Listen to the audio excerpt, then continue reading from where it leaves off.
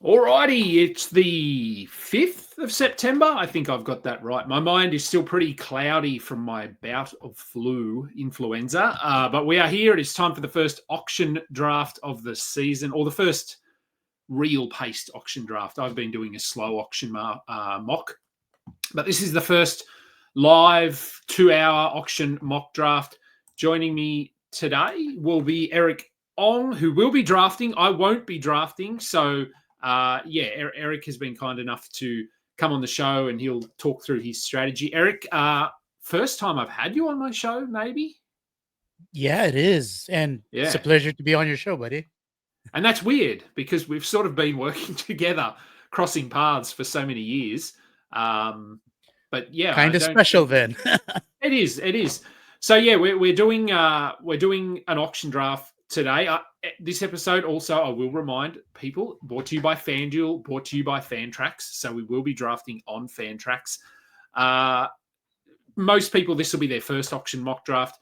We've got about 90 seconds we've got about 2.5 minutes until the draft starts. So I guess just before we jump in, do you want to give people an idea of what sort of a strategy do you normally implement in a mock draft, in an auction mock draft? All right. I do multiple strategies. First would be one of them is making sure I get one of the top 3 or top 4 picks and then figure it out from there. That's one of them.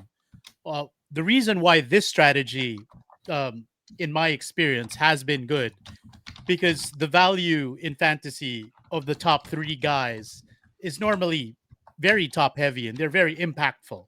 So much so that third round reversal draft orders in snake drafts have been applied by a lot of commissioners out there. So it's deciding to make sure that I somehow secure one of those top 3 or top 4 picks and just filling it out and supporting them is one strategy. The other one is a mid-range draft, meaning I will avoid, let's say, the top 8, top 10 players and try to fill my team with as many second rounders, third rounders, and fourth rounders, going for heavy depth.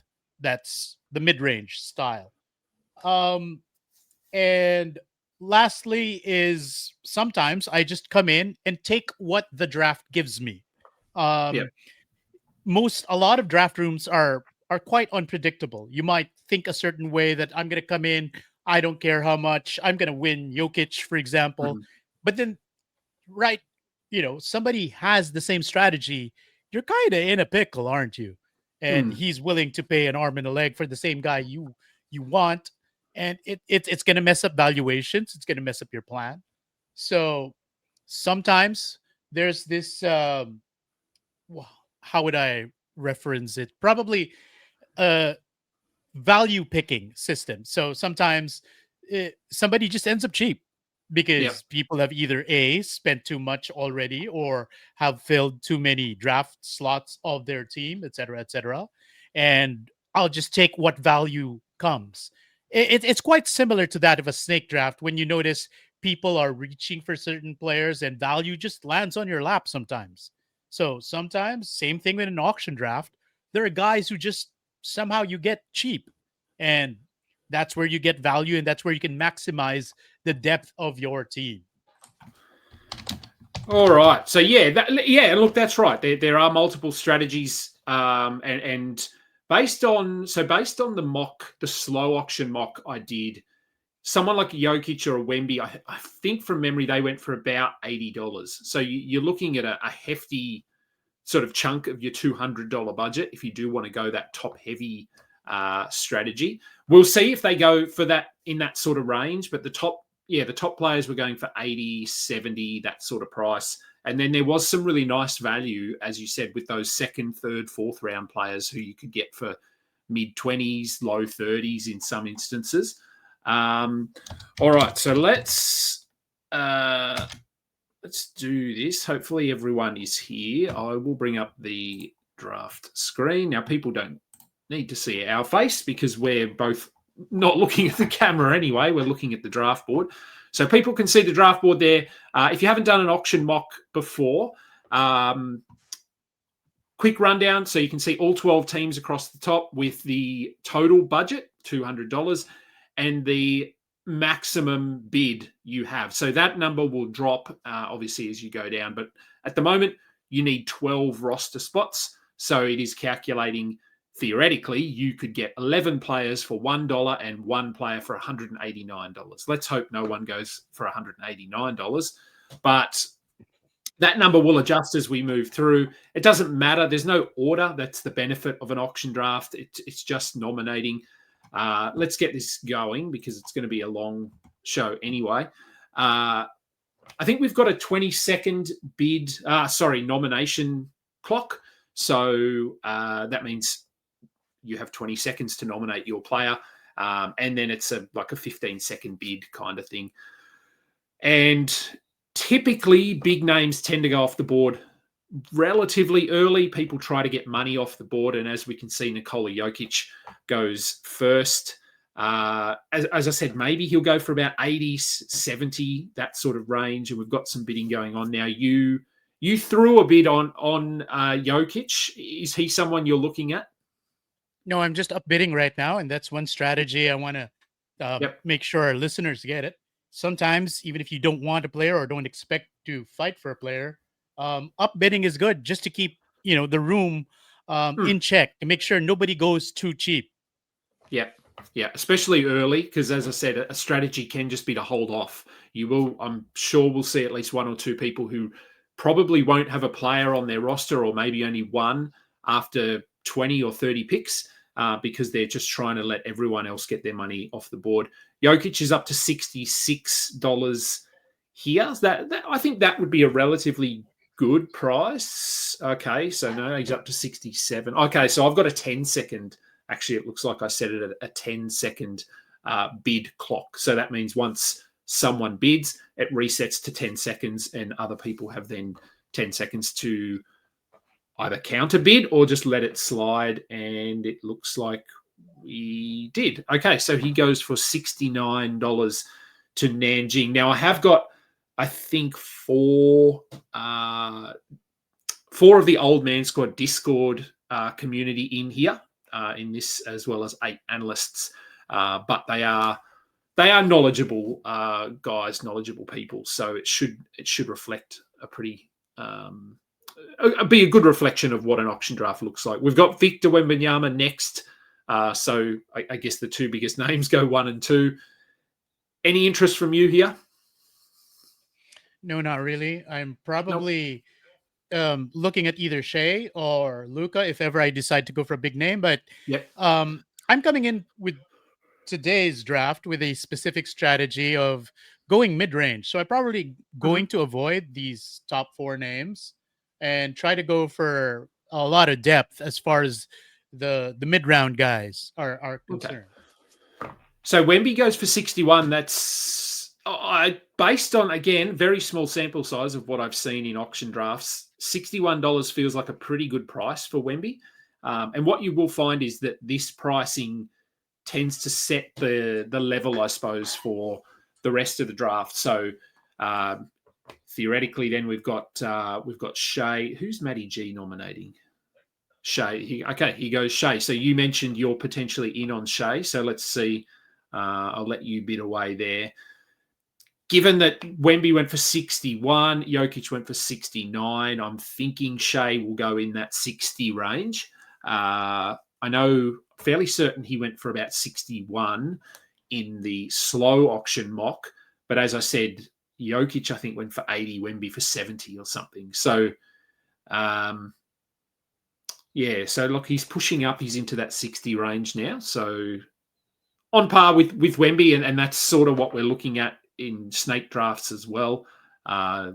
This is the consensus top 3. Now, if this is your first time watching an auction draft, you won't always get these top 3 players going off the board like you would in a snake draft. It was purely, as I said, people trying to get money off the board. Shea goes for 62. So you were in at 61. You didn't want to go to 63? No, not really. No? Like I said, today's draft is going to be mid-range for me. So I ideally will be spending something like $30, 30 plus on my top guy, unless I accidentally win Luca here, but I doubt it. Yeah, so But that Luca, happens though. it does. You can accidentally win guys, and that's Mhm. one thing I want to point out to our listeners, that you might, in the process of upbidding, win somebody that you really didn't want. So if that's the case, you should avoid upbidding when you really aren't interested in someone, if you don't really have a concrete feel of how the room is feeling about certain players. So that's happened to me in the past, so be mindful of that. Yeah, you don't sort of don't want to go above a price where you would get a player who you don't necessarily want, but you would look at it and go, well, that's an absolute bargain. So for that price, I don't really care. But once you get into these higher numbers here, like a Luca, who goes for 62, so he goes for. Did Shea go for 62? He did. So Shea, Luca, Wemby have all gone in the low 60s. So interesting. No surprise here. Alex Barutha has nominated Amen Thompson. Now, in theory, he could be someone you go after because he might sit in that 30 to 35 range. Yep. You've thrown your hat I'm in the ring there. We'll Yeah, we'll see. see how high it We'll see. goes. So I'll let this one play out. Now Basketball Monster, if you're using their projections, he projects very well this season. He projects to be a first rounder. I've taken him on the turn in a couple of drafts. So pick sort of 11, 12, and sort of paired him with a Josh Giddey or a Jalen Johnson. Probably too high, but in my defense, in those builds, I was punting points, I was punting free throw percentage, and I was punting threes. So very specific build. Happy to take a men near the top. But Yeah. generally So speaking, I think you want to try and get him a bit later. yeah, that's true. But as you can see, he's already at 46. Mm-hmm. He went for 45. Sorry.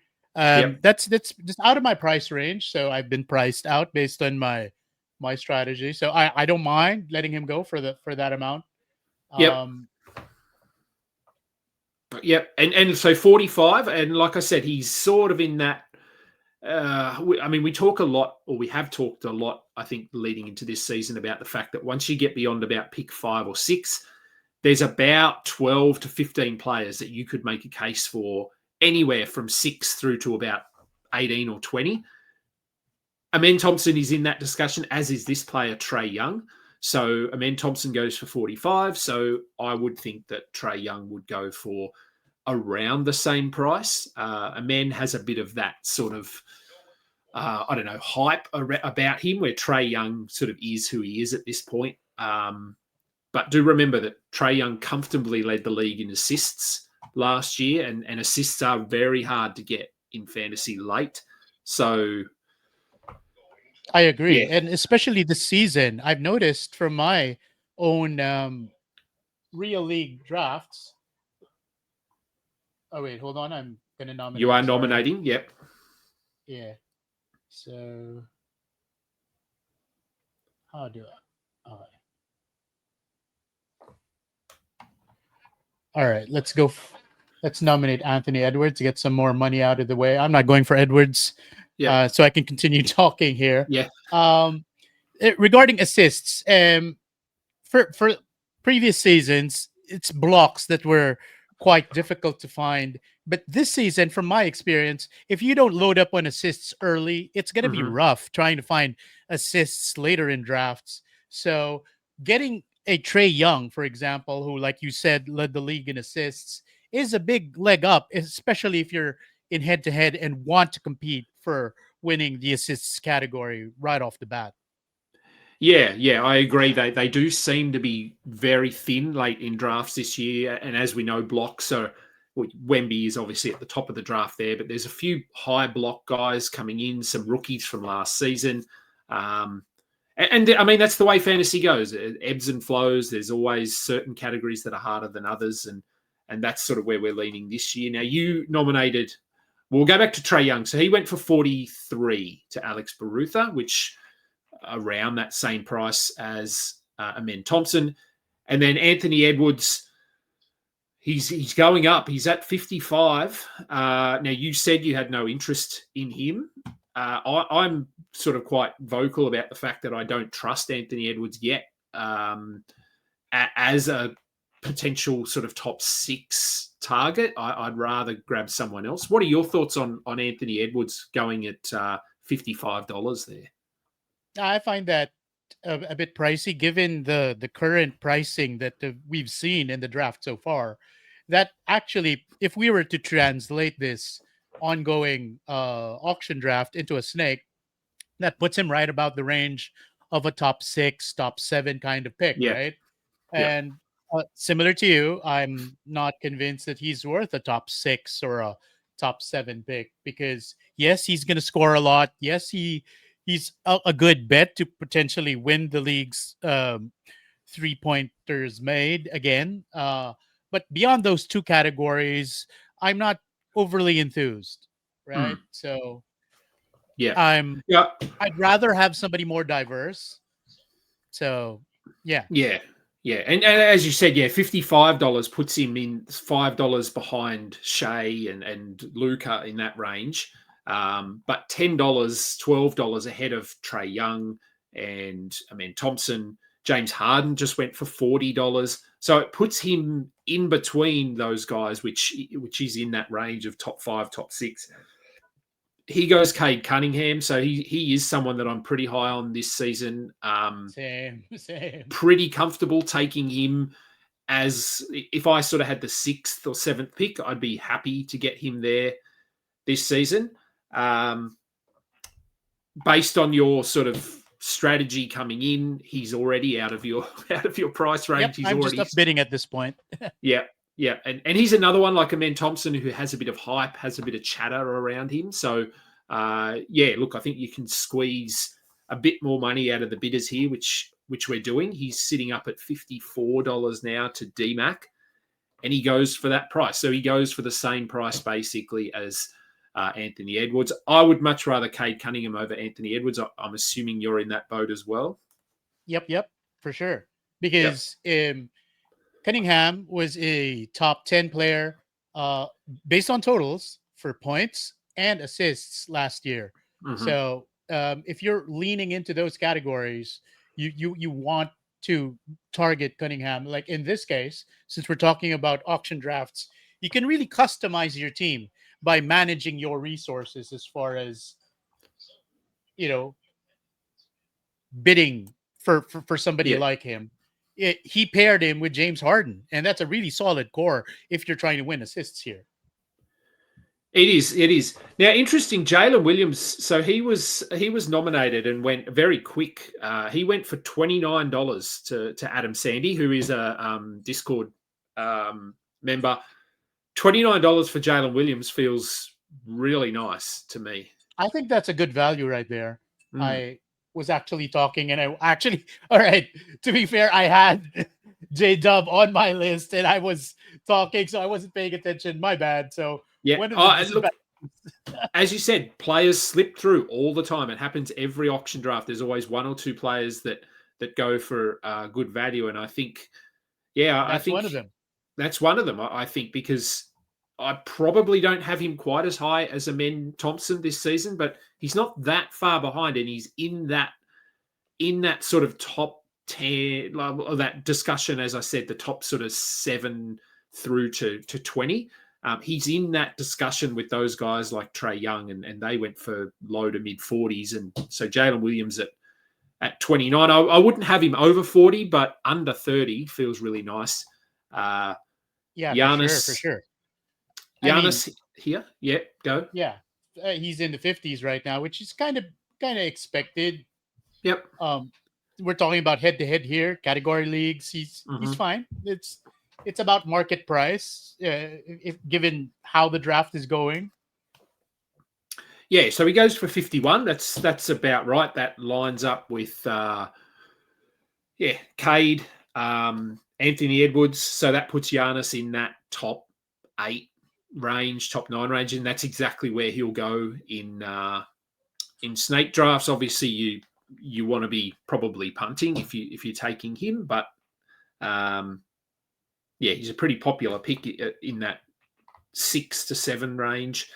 Devin Booker, he's an interesting one. He's another name in that range after the top 6.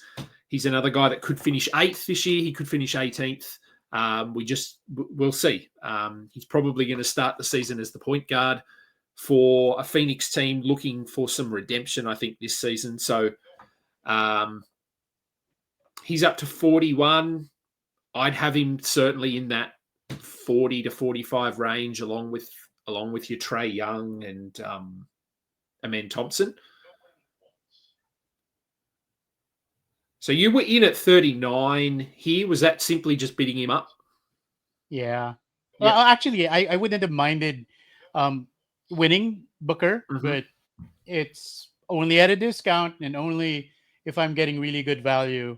So he's going at around market value right now. So if I lose out, I'm comfortable with that. Yep. So he goes for $45. So if we just jump quickly up to the top of the screen there, you can see the rosters and that monetary figure at the top is adjusting as we go through. So you will see Matty G, Heat Lifer, yourself, Simmons from Deep all have no players. So 12 roster spots available. No one has 3 yet. Now I know last year in I think it was in the what's it called? I can't even think. Industry pickup auction. We had one of the teams, and I can't remember off the top of my head who it was. They drafted Jokic and Wemby, I believe. So they went really, really, really top heavy, and basically blew sort of 80% of their budget on 2 players. No one's really done that in this one. You can see Raph there, Raphael Johnson. He went with Anthony Edwards and Shea, so he's already spent $117. NBA Fantasy Edwards. Bible, DMAC went with Cade Cunningham, James Harden. Adam Sandy got Luka and Jalen Williams. Nice pairing there. And who have we got here? Whoa. So Evan Mobley just went for like 45, I believe. Yep. What are your thoughts on that? That puts him around Trae Young, Amen Thompson range. Is it a bit pricey? I felt that was a bit pricey. Yeah, look, he's an interesting one this season, I think, because obviously he's coming off Defensive Player of the Year, career best and season, and I guess finally on that trajectory I think we were expecting a couple of years ago. For me, the question is what do Cleveland do this season in terms of playing him at center? Do they start to look at Mobley at center with someone like a Larry Nance at the power forward spot and ease back on Jarrett Allen a bit? Because for me, I think Jarrett Allen has sort of peaked, I suppose. I don't see Jarrett Allen getting a lot better than what he currently is, where I think Mobley can get better. So I think this price for him is fair if his trajectory continues going up. But if he plateaus and they sort of just roll out what they did last season, then it's probably a little bit above value. I'd rather him in the high 30s. But I can see why you would pay 45. Where are you on Mobley? All right. Since you and I are punt-oriented, head-to-head, guys, strategically speaking, I would only really target Mobley if I was intent on contesting blocks. It's either I punt blocks or go heavy on blocks. So if I'm going for Mobley, I'd go for him early.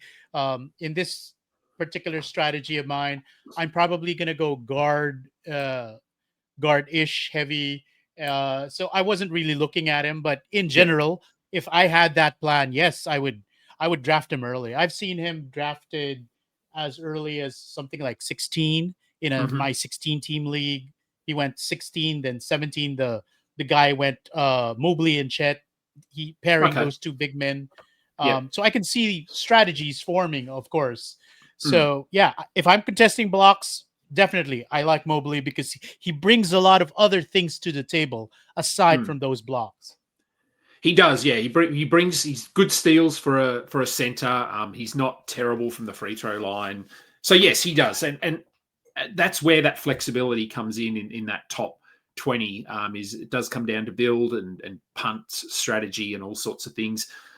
We had Joel Embiid, who went off the board. Now I have zero interest in him this season. He goes for $18, $17 more than I'd want to pay for him. And Anthony Davis then went for $50 to Matty G. So Matty G gets his first player. And $50 for Anthony Edwards, I think, is fine. Joel Embiid, any interest from you this season? Zero. Zero. Good. Short discussion. Okay. His teammate, Tyrese Maxey. Now, here is someone who I think has been going a little bit too early in some drafts, not all drafts. He is pretty consistently in, again, that discussion of as a potential top 12, top 15 player. I don't really want to go that high on him, but $39 feels okay, given Trae Young went for about 43. I think that's fair. I actually would have preferred to have won him in the 30-ish range. Yeah. Oh wait, hold on. Here's somebody I definitely want to have All on right. my team. So I'm going to battle for this guy over here. I'll let you bid. So this is Trey Murphy. Trey Murphy up to $19. Coming off a really good year last year. The Pelicans, you feel like this season is sort of do or die for them in terms of winning, in terms of Zion. A lot of questions around this team. DeJounte Murray's obviously not going to be there for half the season, maybe 2/3 of the season. So Trey Murphy's going to do a lot, and I thought he was probably their best player last year. I don't think anyone would really argue that point. And he's finally in a position now where he's starting. He's playing big minutes. He's healthy. And I think he's sort of a top 30, I think minimum, but I think going in the second round. Now I'll let you take the floor here. You just won him for $29. So what are you thinking there with Trey Murphy? All right. I'm on that same page. I think he's their best player for sure. I like the trajectory. Like you mentioned trajectory earlier. I like his trajectory. I like where he's headed. I think we haven't seen his ceiling yet in terms of fantasy production, and I am very excited um, to witness what next level Trey Murphy can deliver. I know he's coming off an injury, but he's supposedly going to be ready for camp, 100% healthy. So that's a big thumbs up for me as far as I'm concerned. And yeah, I'm pretty excited about him. Yeah, I think people's hesitation a little bit is that yes, he was very good last season, but the Pelicans had a lot of injuries. And while that to some degree is true, I do also think that it allowed him or put him in a position to prove to everyone that, as you said, he is arguably their best player. Zion, I don't think we've seen the best of Zion, but maybe we have. So yeah, I think Trey Murphy is in for a big season this year. And for $29, yeah, look, that's fine. I'm just looking who went in that range, but that's probably the cheap. Well, Jalen Williams went for $29, as we know. Şengün, when did Şengün go? Oh, he was nominated and he went. Okay, well, let's recap a couple here. So Karl Anthony Towns went for $38, which I think is actually okay. I've seen him going at pick 8, pick 9, too high for me. He is in that early second round range, I think, and this price is okay. Şengün was nominated for $33 and went for $33, so no real bidding on Şengün. That's sort of your price range, the mid 30s, low 30s. Was Şengün someone you were interested in at all? Initially, no, but I was open to him, but I want to get some other players first. Like at this rate, people are paying big money for some of these younger studs.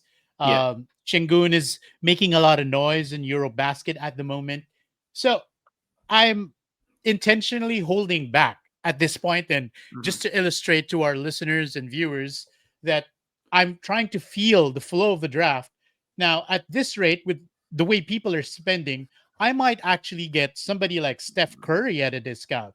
Yep. So I understand that there's a lot of hype, interest, and momentum around Shingun. So I might not, if I miss out, I'm fine. But if I Yep. could get value elsewhere, I'd be thrilled. Yeah, Shengun's an interesting one. Like, he was obviously very good last year. His game doesn't necessarily translate super well to nine cat, just because of his free throw percentage, his lack of threes. But he's very good in terms of assists from a center. Defensively, he's solid enough. So I think 33 is a decent price for him. I sort of have him in that tier outside the top 20. So outside of your Jalen Williams and your Trey Young and whoever else we had in there. Yeah. Speaking of Shingun, I just won Jalen Johnson at $32. So that's $1 cheaper. But I rate Johnson, despite his injury history, mhm. with way higher upside than Shingun, for example. Yeah, I agree. I have Jalen Johnson in that top 15 range. So good value at Very. 32. I think so, yeah. I think both he and Jalen Williams have gone for value. So Jalen Johnson and Amen Thompson, I'd have them fairly comparable in terms of where I'd take them in a draft. I'd be okay taking either of those guys. And as I said, I have paired them in a couple of spots. Jalen Johnson for 32, Amen Thompson went for 45. So I think you've probably got Jalen Johnson. Based on what Amen Thompson, Trey Young, what they went for, I think 32 for Jalen is good value there. Pairing him with Trey Murphy, and you've only spent $61. Chet Holmgren is now he's now off the clock, and he went to you. So talk us through Chet. All right. So I like Chet. Unfortunately, he's had his ups and downs with injury, but similar to guys that we've talked about who we haven't seen their full ceiling yet, I put him in that boat. I think there's a lot more that Chet can deliver. So I like him. So Yeah. now talking about my current construction, I have two forwards and my first center. So at this rate, instead of me planning to go guard heavy, it appears that I might just decide to punt assists. Yep. At this rate, I got good rebounding, good 3-point shooting, thanks to Murphy. I have an entry point into blocks. But yeah, let's see. Let's see where I end up from here. Yeah, it is a despite the fact that you haven't drafted a guard, as you said, you're competitive in threes here because Trey will hit plenty of them. Jalen Johnson hits some. He's not amazing, but Chet for a center also hits a lot of threes. So you're positioned well in that category. Who have we got here? So Steph Curry, who you just mentioned early, who might go for a little bit of value. He's currently sitting at $39 to DMAC. Which is about where I expect. So it's not enough of a discount for me, so I'm going to let him through. Yep. And he does go for $39. We excuse me, we did have LeBron who went off just earlier as well. After Shengun. So LeBron went for $27 to Matty G.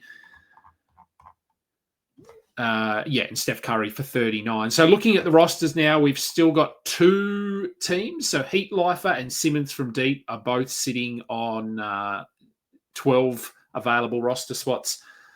Yourself, so you sort of went from 0 to 3 quite quickly there. You picked up 3 players in about six or 7 nominations, I think, but filled out, as you said at the start, some mid-range, or not even mid-range, I'd say high mid-range players, second, third rounders. And then a couple of those guys, so Adam Sandy, who went with Luka and Jalen Williams, he has since picked up Tyrese Maxey. DMAC going very guard heavy early. Cade Cunningham, James Harden, and Steph Curry. So you can see he's. Let's drop this down on my screen a fraction, so we can see Puppy Roy, who went big early. Giannis and Wembanyama. He hasn't picked up anyone since. So we've got a mixture of builds here, which is good. Alex Barutha, without actually speaking to him and knowing what he's doing, I would say he would go a similar path to you. So he tends to go a balanced build rather than top heavy. So he got Trae Young for 43. I probably will get him on the show at some point to break his team down, and I wouldn't be surprised if he is annoyed that he missed out on someone like a Jalen Williams or a Jalen Johnson, given that I think they were good value. But I'll talk to him and see. Tyler Hero goes for $27. Again, he's another player that I'm quite vocal about not necessarily not liking, but I just think he's a bit overrated. Is Tyler Really, Hero? though? Was there any interest for you there? Yeah. Here's an interesting insight that I'm kind of leaning on heading into this draft season. Um, Over on Twitter or X, Mm-hmm. I follow was this NBA University? I think you're Okay. probably familiar Yep. with that account.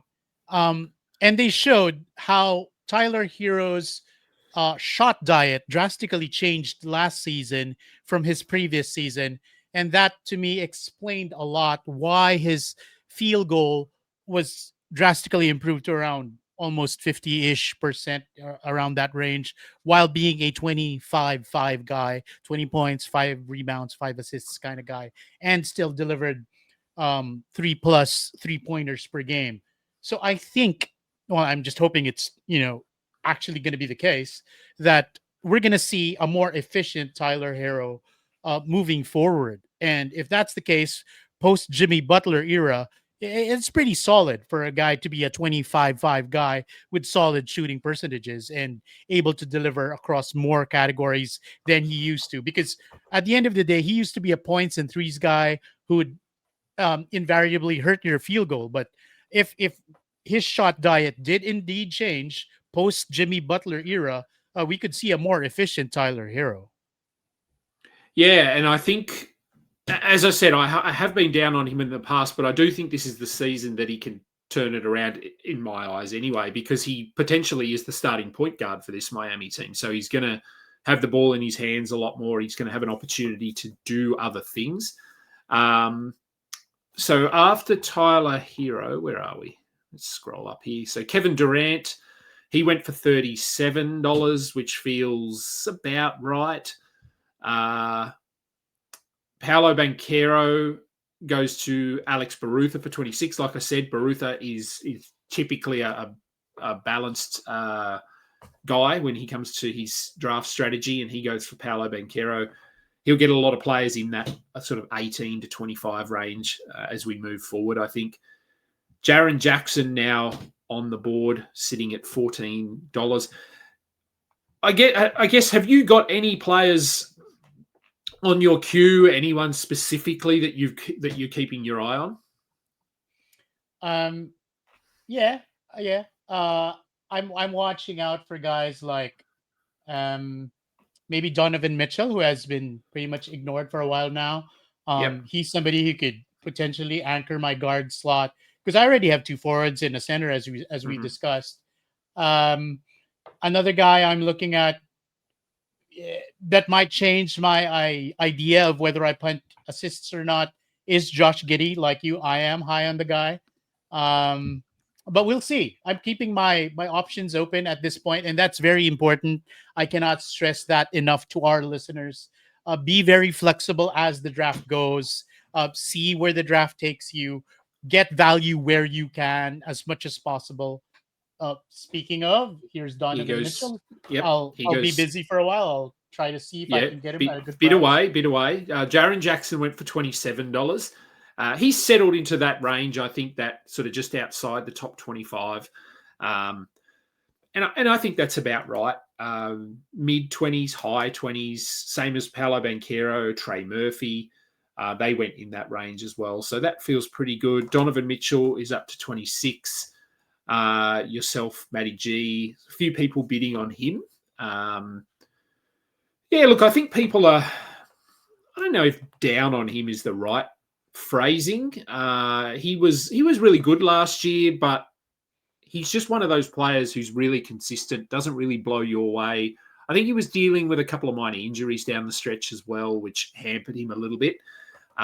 He goes for 31 to Matty G. So you were in at 30. Matty G came over the top at 31. Any thoughts of going to 32 on him? I was thinking about it, but there are a lot of round 3, round 4 guys who I definitely want. Yeah. Given my current construction, here's an example. Zubats is on the board right now. I'm going to be bidding for him. Um, Despite the load up of the Clippers, I still have confidence that Zubats will be able to be a source of double production in points and rebounds, decent field goal. Not much of a shot blocker, but he's going to be great with field goal and rebounding. He led the league last year in rebounds, so there's Yeah. that. Yeah, I still think he'll be good. I think the worry was that people would look at what he did last season and sort of piggyback off that and say, oh, he's going to be a top 30 player. I need to draft him at pick 27. I don't think that's the case. Obviously, they've added Bradley Beal, they've added Brook Lopez, they've added Chris Paul. A couple of those guys don't impact him directly. Brook Lopez obviously John does. Collins does, yeah. John Collins, sorry. Yes, John Collins as well, absolutely. So he's not going to be able to do what he did last year, but he's still a very, very good rebounder, very efficient, doesn't destroy your free throw percentage. He goes for $18. I think that's fine. I think if he was going in the mid to high 20s, that's too much. But sitting down in the mid to high teens, I think for Zubats is nice. Here we go with Pascal Siakam. So the Pacers, no Tyrese Halliburton. What do you think, Siakam? Is there any interest from you here? And what do you think the season looks like for him, given the fact that the Pacers are potentially going to be in a position where they tank or start to rest players at some point? Prior to that tanking phase that you alluded to, I think Siakam is going to do well overall production wise because he's going to be the go-to scorer. And I think he's going to be fine. He's going to be fine. No interest from me. No interest from me. I'm looking at finding the right spot to get a guard. Okay. So And here I am nominating Cooper Flag to get him off the board. Yep. I do like him, but I know that the hype is real big on Cooper. I expect him to go far beyond my usual 30, low 30s budget. But we'll see. If I can snag him at a good price, why not? But if I don't, then goodbye. I'm pretty happy with, the Jalen Johnson that I already have, who would figure to project in a similar do-it-all style forward that Cooper Flag brings to the table, right? Yeah, I think so. He's sitting at 15, 16 now, which I think is fine. I'd have him, as we saw Siakam go off the board to Alex Barutha. No surprises there, him getting a $20 player. So Siakam went for $19, as we saw before. Zubats went for 18, I think. I'd probably have Flag in that range, in that same range, top 40. Some drafts he's just going to go stupidly high. Someone will take him at pick 19 or something. He goes for $19 to Simmons from deep. And that's actually his first player. So Cooper Flag for $19, I think that's okay. I think obviously that's fair. That's fair. We don't know. He's a rookie, but no Kyrie Irving, sort of some version of D'Angelo Russell, whatever that's going to look like. So I think 19 for Flag is absolutely fine. Here goes Domantas Sabonis. So, Chad complaining, bad NFL coach. Okay, he must be watching some NFL while he's bidding. So he wanted Flag there, but missed out on him. Sabonis, $18. He's an interesting one this season. I think he's probably in that discussion as a top 15 player with all of those guys we talked about earlier. But I wouldn't be surprised if he goes, like they went for $43, $40, even if you include Jalen Williams down to $29. Sabonis currently sitting at $23. So I think he is someone you can get at a bit of value this season, in both in auction apparently and in and in snake drafts. Now you were in on him at 22, but seem to have stepped back. Alex Barutha in at 26. So yeah, I think he'd take him at around this price, but if he pushes closer to 30, I don't think he'll take him. If we're looking at everyone has some players now. So Simmons from deep, who just picked up Flag for 19, picks up Sabonis for 27. So I think that's a couple of good value plays there. And here we go with Dyson Daniels. A classic favorite of ours in common from last season. I'm definitely, at the very least, going to upbid for him. If I happen to win him, I wouldn't be disappointed at all by any means. Chad, I can guarantee. Chad also loves him, huh? Yeah. All right. Yeah. Chad loves Dyson as well. So if he loves Dyson, he's going to have to pay. Yep. Oh, a new bidder in. And Chad's still going. Chad will do all he can here to get Dyson. I'm not surprised that he is winning this one. Okay, and he I'll gets let him go. I just might make sure keeping him honest. Yeah. Yep. $27 for Dyson. LeBron James went for $27. Paolo for 26. Trey Murphy for 29. So I think 27 for Dyson in certain builds is fine. Generally speaking, it's maybe slightly above market value, but he is one of those players who obviously is coming off a career year, and his steals alone were ridiculous. So not surprised to see him go for 27. Our first Utah player, Walker Kessler, who I love Walker Kessler in terms of grabbing him as a guy in the 5th round who can anchor your blocks category. The worry, though, as we know with Utah, is how many games does he play and how many minutes does he play per game? Have you got any hesitations drafting Utah players this season? A little bit, but at some point, if you want to contest blocks and if you don't have Wemby on your team, Walker Kessler is one of those names I would throw out that people should target in snake drafts and in auction drafts alike, because he's going to give you over 2 blocks per game, regardless of how many games he does end up playing.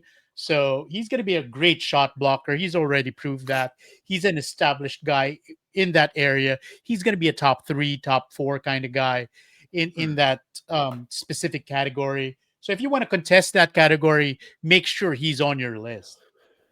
And he went for $18, which I think that puts him in that, if it's a Zubats range, which is exactly where I've got him, top 50-ish, but obviously with that huge upside in blocks, which Zubats doesn't have. But if we're looking at that other sort of the anonymous category of games played, you certainly take Zubats over someone like a Kessler. So I think it balances out. Scotty Barnes goes to Alex Barutha for 25. I was pretty bang on when I said he was going to target players between about $19 and $25. That's where he's sitting. He's staying in his lane, which he always does.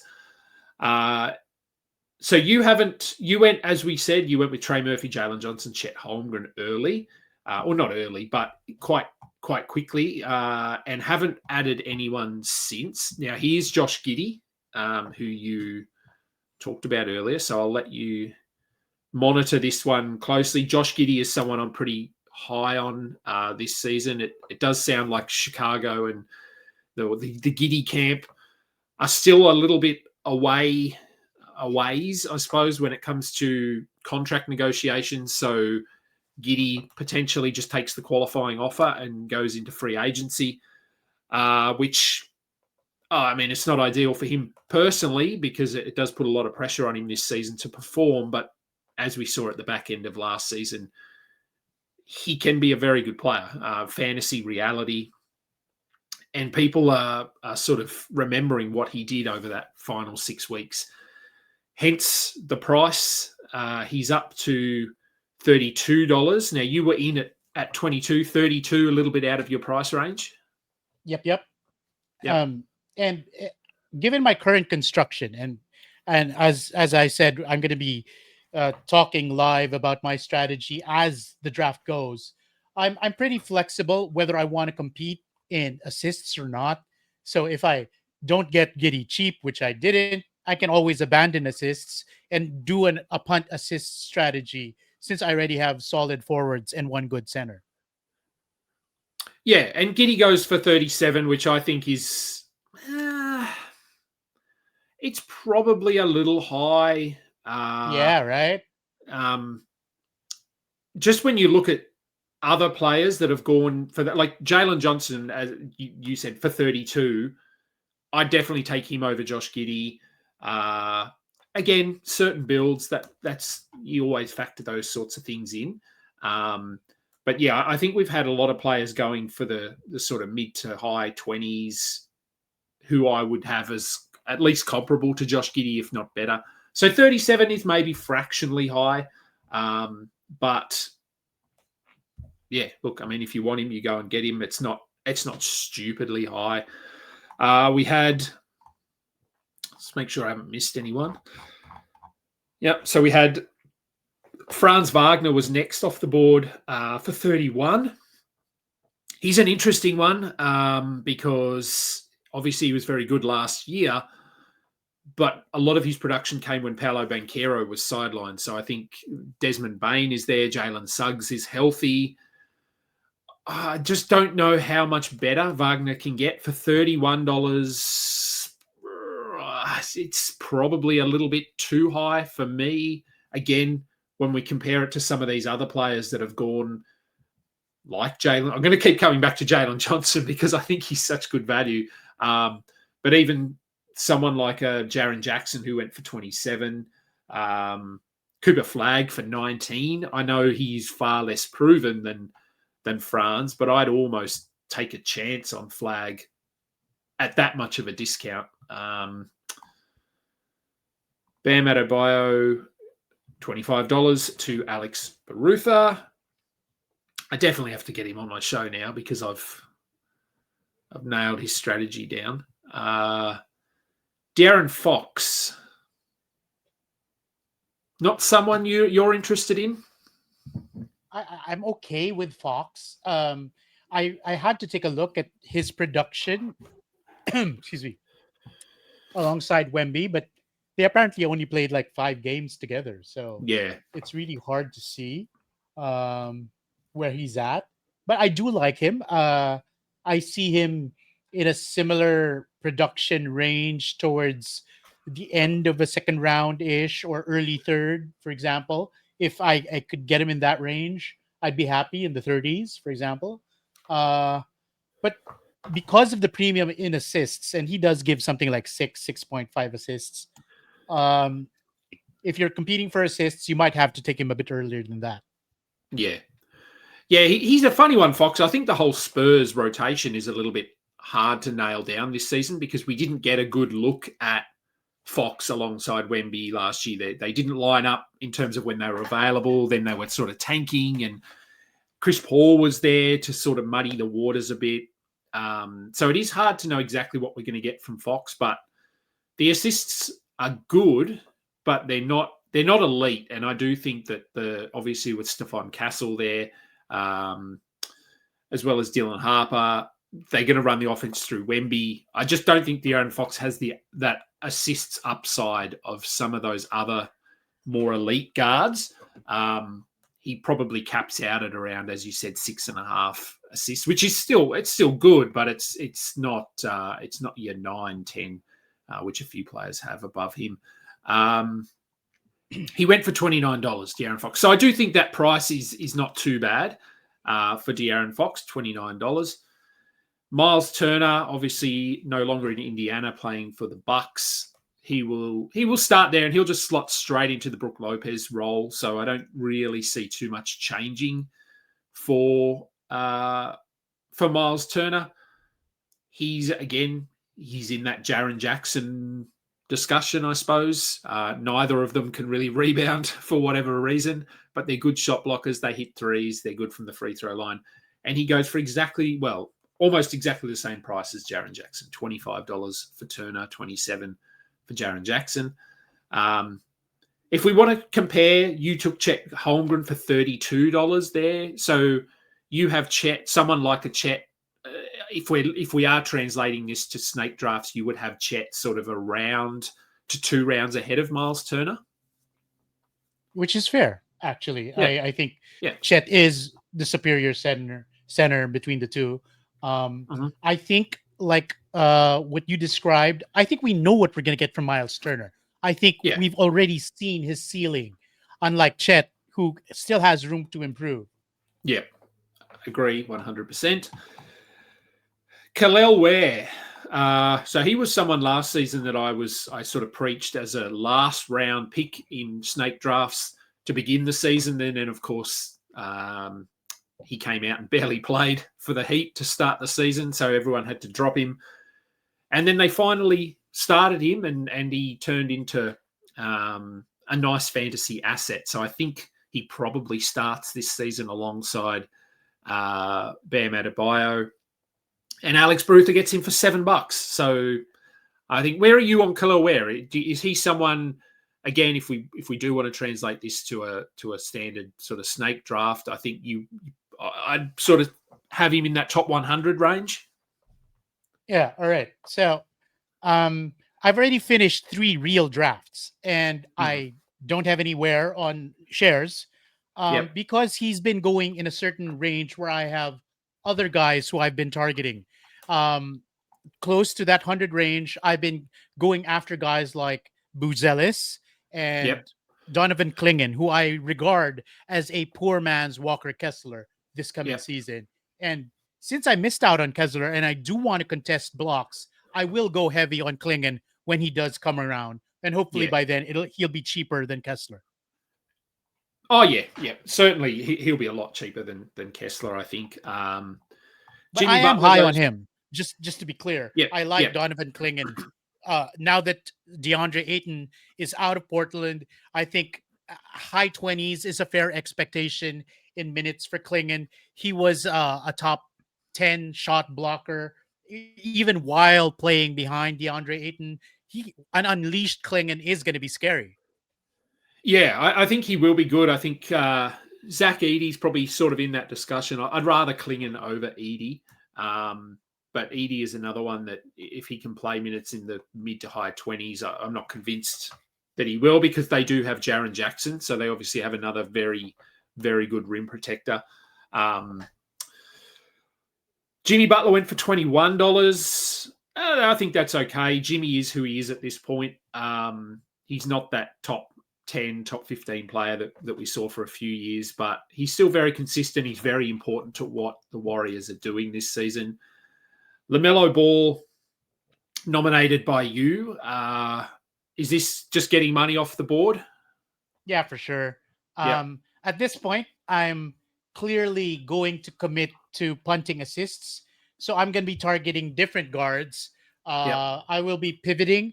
I'll be looking at guys like maybe Desmond Bain, Derek White, these kind of guards who will give me 3-point shooting at decent percentages. That's my new pivot right now.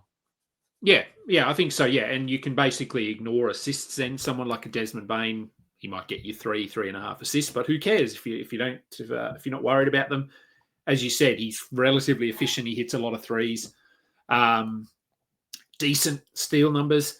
LaMelo went for $27. I think we're off the LaMelo Ball first round train, at least for now.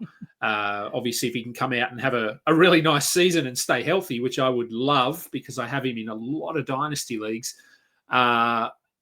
then maybe we get back on that train next year. But LaMelo, I think, is probably going to go late second round in most drafts. Would you agree with that? Yeah, and that's what I've seen so far. There are still some demographic of people out there who believe in his upside, despite the injury risk that he does come with. I can see. I mean, let's be fair. He shoots a lot of threes. He can be great rebounder for a guard. Decent assists. Okay, steals contributor. He gives you what you want out of a guard, except the game's played. Yeah, that's right. Yeah, games played. It would be nice. Nice to get even 60 games out of him would feel like a win at this point. Jalen Brunson goes for $26. Price wise, that's fine. Then we've got Denny Avdia, who is coming off a really strong season in Portland. Do you think he starts this year? Like, are they just going to go, Jeremy Grant, please go and sit on the bench? Because that is my concern, that Denny Avdia, they limit him for whatever reason. But I'm hoping that, given their trajectory hasn't necessarily changed in the last 12 months, but I do think they were more competitive last year than most people thought they would be. And Denny Avdia was a big part of that. Do you think he just starts and continues on from where he left off last year? I think he does well. Um, I think there is a lot of momentum as far as interest in the draft market at the moment for Avdia. There is a lot of people, a big chunk of people, sorry, rather, that believe that Avdia can carry on and uh, go on to another step in as far as his leap in fantasy production is concerned. I don't think it's going to be a huge improvement, if at all, but I do like where the Portland Trailblazers are headed.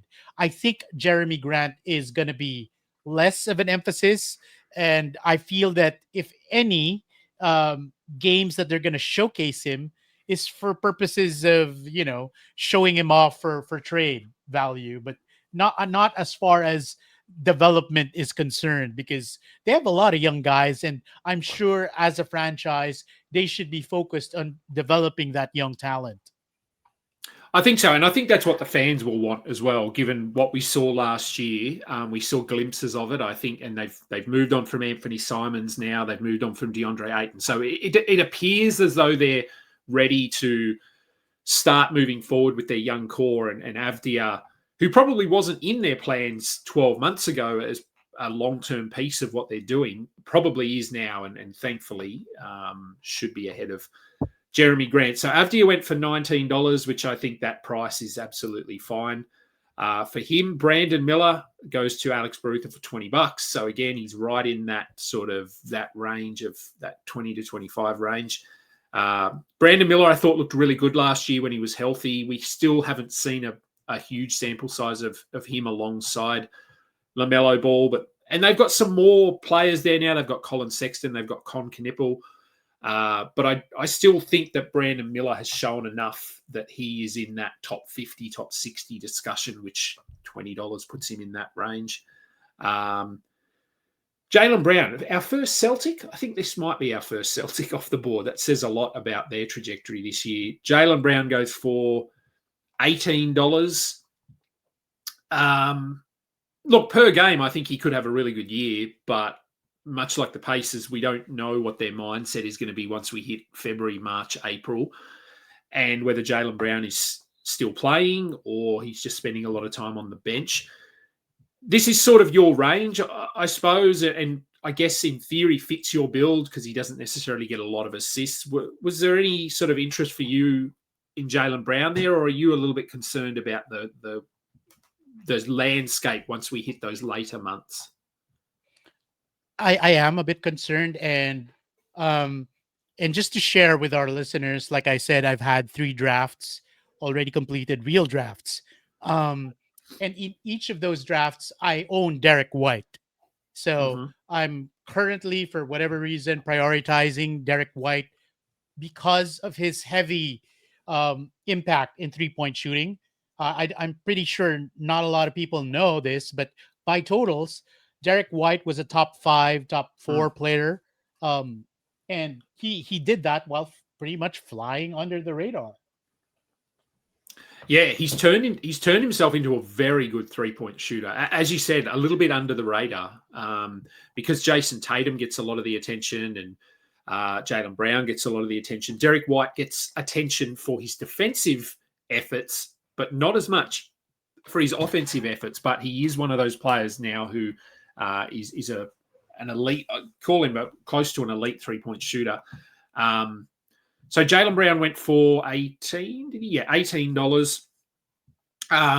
Look, if you are a bit worried about the Celtics, and you're looking at some value for any future betting. Remember, head over to the FanDuel website. They've got their futures up and running. Sixth man of the year is an interesting one for me this year because there's two Celtics on the list, Anthony Simons and Peyton Pritchard. Now, one of those guys is going to start. So I assumed it would be Simons coming into the season, but it appears the narrative has Peyton Pritchard as a potential starter.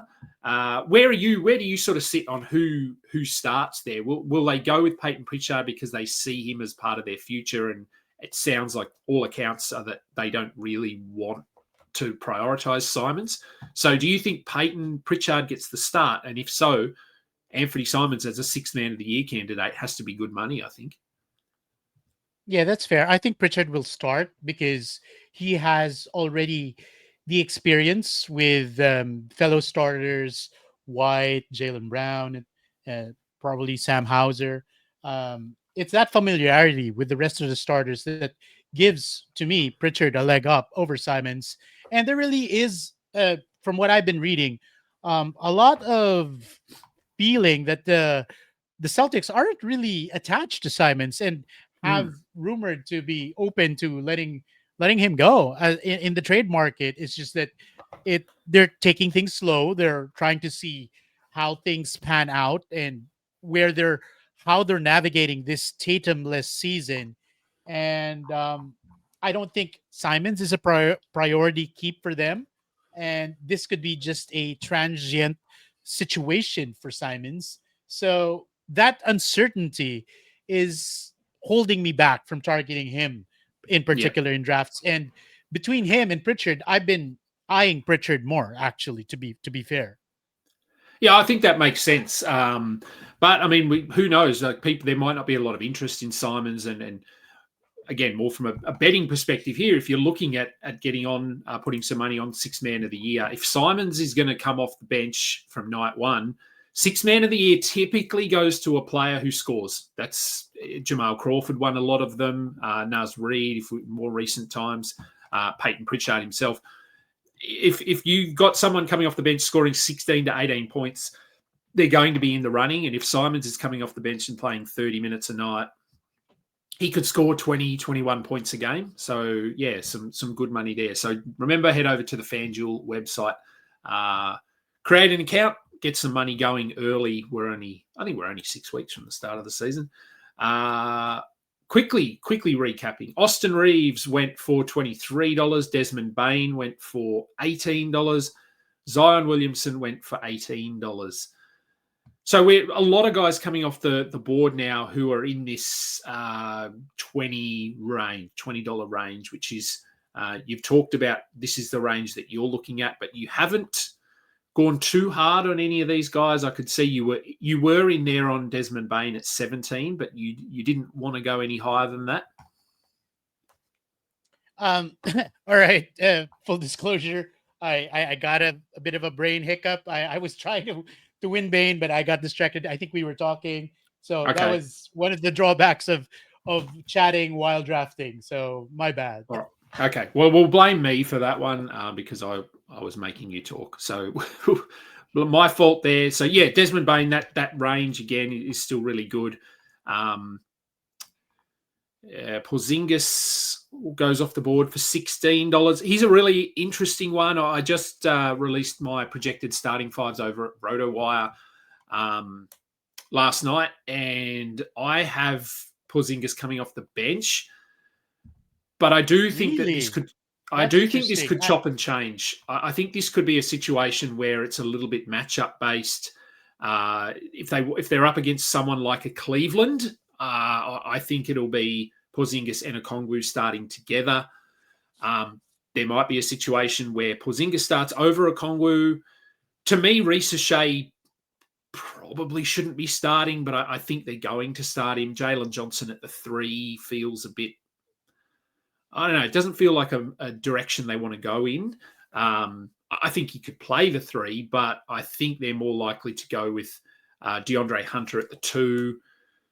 I don't know. There's a few ways. Where are you on the Atlanta rotation? I'm concerned that Okongwu might not start. I think they're like I agree with you on the point that because their big men especially are very talented, um, defensive wise. Jalen Johnson adds that dynamic of being able to guard multiple positions, Yeah. and Porzingis similar to Johnson in the sense that he's going to make a great pick and roll, pick and pop partner for Trey Young. Uh, adds a lot of uncertainty into the mix. There will be a lot of matchup based situational lineups, as you put it, and I agree with you there. So we could see. Um, I personally have been drafting as if Porzingis is the starting center, Mhm. and they have Okongwu come off the bench. Yeah, and that could absolutely be the case. As soon as the trade was announced, that's where my mind went. I went, okay, well, Porzingis is starting, Okongwu's coming off the bench. Then I've sort of flipped to, okay, maybe they're just going to, because obviously Porzingis can play at the 4 as well. So I think just between the 3 of them, Jalen Johnson, there's no Larry Nance there anymore. Jalen Johnson, Okongwu, and Porzingis will soak up this. What have we got? 92 minutes. So across 2 positions, there's roughly 30 minutes for each player. So I do think all 3 are going to be close to 30 a game. But obviously, Porzingis, they may look to manage him a little bit given his recent injuries and his age. And he went for $16. So for $16, that's absolutely fine. Jamal Murray goes for $29. Ja Morant goes for $26. $29 for Jamal Murray. I don't know. To me, that feels slightly high. Maybe that's just, I don't know. I just, with Jokic there, I think his assist numbers are a little bit capped. Like Brunson went for $26.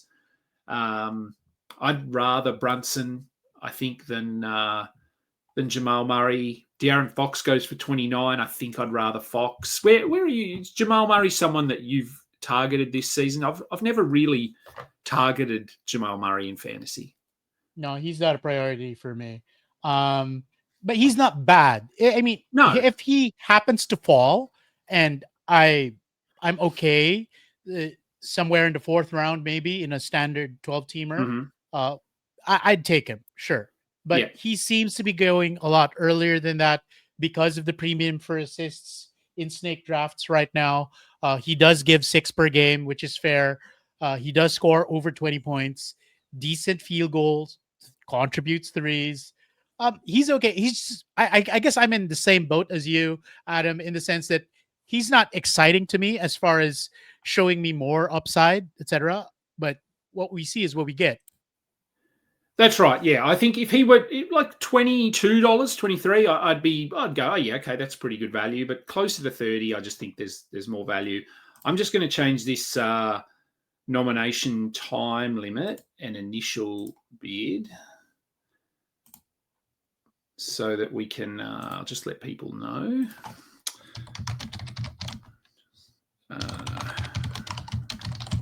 Just to try and get things moving a bit. So nomination time limit was 30 seconds. I've changed it to 20. So that just, for people who haven't done an auction draft before, you can modify the timings throughout here on Fantrax. So it's very, very customizable, very flexible. I think both Yahoo and Fantrax, their auction platforms work quite well. I use Fantrax a lot more. That's just because I run all my leagues on Fantrax. Usually it's because of the treasurer feature. You don't have to worry about the money. I hate worrying about the money. But yes, you can go in, you can modify time limits as you're going up and down. And it'll just get things moving a little bit quicker. I'd like to try and knock this over in about 2 hours if we can. So we need to probably pick up the pace a bit. Okay, who have we had? Fred VanVleet, $9. People have soured a lot on Fred VanVleet. Justified, I think. He's scoring last year. His field goal percentage was atrocious. Luckily, he didn't take a lot of shots, but he is more of now, I think, given the depth that Houston have, he's more of an assist and steals specialist who you want to look at in the sort of 70 to 80 range rather than someone that we're taking at pick 30 or 40. So for you, doesn't fit your build at all because you don't need assists. So not looking at him. Zach Levine, he goes for $12. Derek White is sitting at 22. So you're in on this one. I'll let you keep negotiating there. Fits your build. Absolutely fits your build. He'll get some assists, and you did win him. So talk us through this. I mean, on the surface, makes perfect sense in your build. All right. He shores up my 3-point shooting that I've already established the groundwork for with Trey Murphy. And arguably, he's the best shot blocking guard. I only have one shot blocker right now in Chet Holmgren, but getting blocks from your guard position is such a luxury, especially in head to head. White can give you 1.1 blocks per game, and that's just money for me because towards the end of drafts, you're gonna see guys pick up big men who have only 1 point something blocks per game. There are only a handful of big men who give you over 2 blocks per game. I happen to have one of them in Chet Holmgren. Having 1 block from my guard position is just gravy for me, to be honest. So I'm pretty happy that I was willing to go for my target and have the budget to make sure I win him. Yeah, and that's obviously one of the benefits here of saving your money is that you can. There might have been a bit of a bidding war, and maybe he's sitting at 22. You could have gone to 23 or 24 if you needed to, and that would have been fine. But you got him for 22. So yeah, again, fits your build perfectly. Lauri Markkanen, he's on the board now. Another Utah player. Who has sort of fallen, I suppose, if we're looking at general consensus. He goes for $15. I think $15 for Markkanen is okay. There's no way I'm sort of pushing into the 20s for him, given all of the concerns around games played and even his production last season. So I think 15 is okay. Rudy Gobert, you mentioned those sort of centers that have the upside to get 2 blocks a game. I don't know if Gobert has that upside anymore. He obviously in the past. I don't think so. No. We've seen his best years behind him, to be honest. Yeah. I think he's on the wrong side of 30 at this point, and he's definitely going to be fading. And I think those stats are going to come down. They already did go down because last season, those blocks were only in the 1.5, 1.6 range, which is, not a two block guy anymore. No. And he goes for $7. But look, a good pickup. It's cheap. It's not nothing, but $7 is not a lot of money. And yes, he's not going to be 2 blocks a game, but he'll be 1.4. He'll be 1.5. He's still a decent rebounder. Offensively, he's very limited. But for $7, look, if you just want to get some blocks, who ended up with him? Nanjing. Let's have a look at Nanjing's roster. Has Jaren Jackson, so really only one shot blocker at this point. Has Jokic as well, Şengün. So they're centers that don't block shots. So he's at least going to be competitive with 2. Well, Jaren Jackson's still an elite shot blocker, and Rudy Gobert, I would say, is a serviceable, above average. Let's say above average. Kawhi Leonard goes for $18 to Matty G. So he's also sort of sticking with that mid-range target strategy. Kawhi Leonard, I talked about the Clippers in my projected starters article. Their rotation is so old. It's ridiculously old. But Kawhi looked good last year, and I think if he can play 62 games for $18, Kawhi still has the upside to be a top 15 per game player. He's efficient, does sort of everything. OG Anunoby now being nominated. I'll let you go. I can see you're throwing some numbers here at him. I thought OG was pretty good last year. He was a bit up and down. Not certainly consistency was not a strength, but he had periods throughout the season where he was really good, which sort of lines up with the Knicks, I suppose. But he's still a very good defensive player. He hits threes. Obviously, a new coach there now. No more Tom Thibodeau. Mike Brown is going to theoretically be a little bit more flexible with the rotation, which will mean that OG, Josh Hart, these guys won't have to play 36, 37 minutes a night. They'll be closer to 33 or 34. So, yeah, look, that's obviously going to limit production a little bit, but should also mean that players can stay healthy. Stefan Castle, not sure what to think about him. As I said, he was very good last year, but the Spurs rotation was weird down the stretch. I think he probably starts. Where are you on? Do you think Castle starts opening night, or do you think they go with Dylan Harper? I think Castle starts. I think Yeah. Harper will be their developmental sixth man. I think Castle did well, but in context, that period where Castle really popped, that was in a um, portion of the season where De'Aaron Fox was not playing. So Yeah. there was a bit of a um, mitigating factor that helped boost his production because of the absence of Fox. We don't have enough of a sample size to see them share the backcourt together and how they perform as a backcourt duo. We're going to have to see that. So I don't mind him slipping through my fingers. There are a lot of decent late round guards as far as I'm concerned. They're not going to be great assists contributors, but there's Yep. going to be some value there. So the thing about Castle is that he does hurt my field goal. And if I'm not punting that, and I don't seem to be punting that based on my current strategies this season. So, and that's why Castle hasn't been a priority target for me.